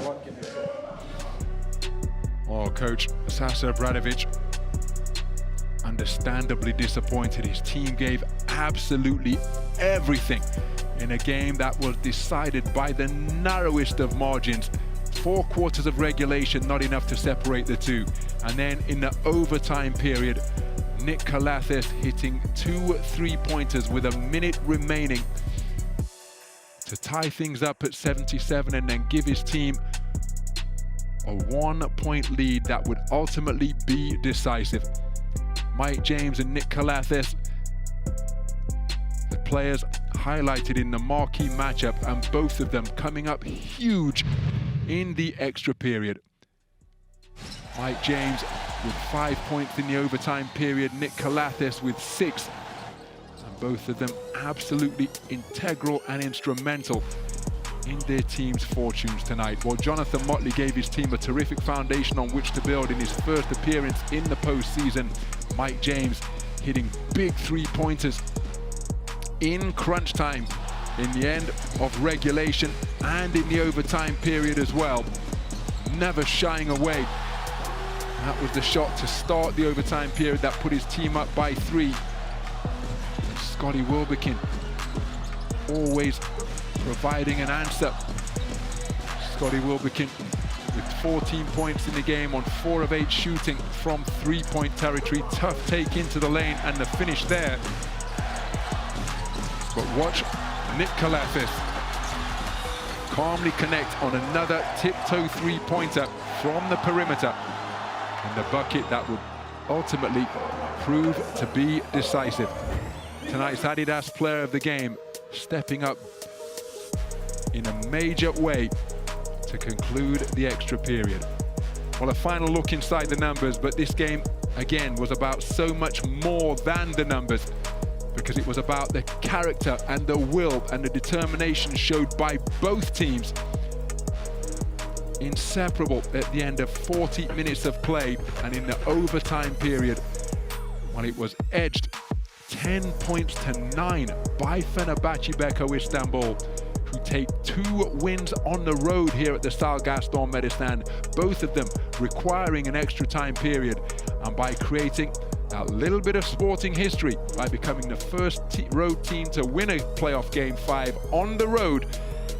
They have joined Real Madrid, who swept Baskonia, Panathinaikos, who defended home court to edge ahead 3-2 in their series against Maccabi Playtika Tel Aviv.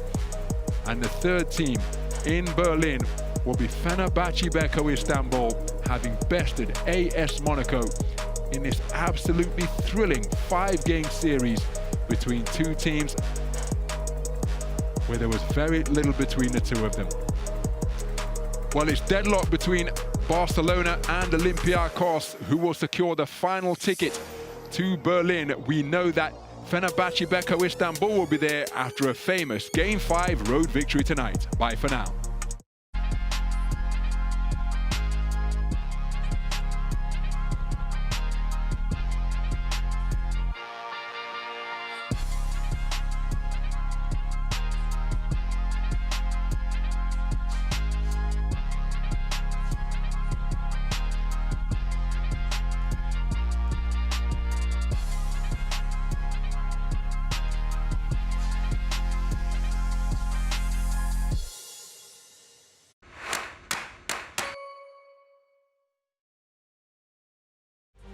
Turkish Airlines EuroLeague in association with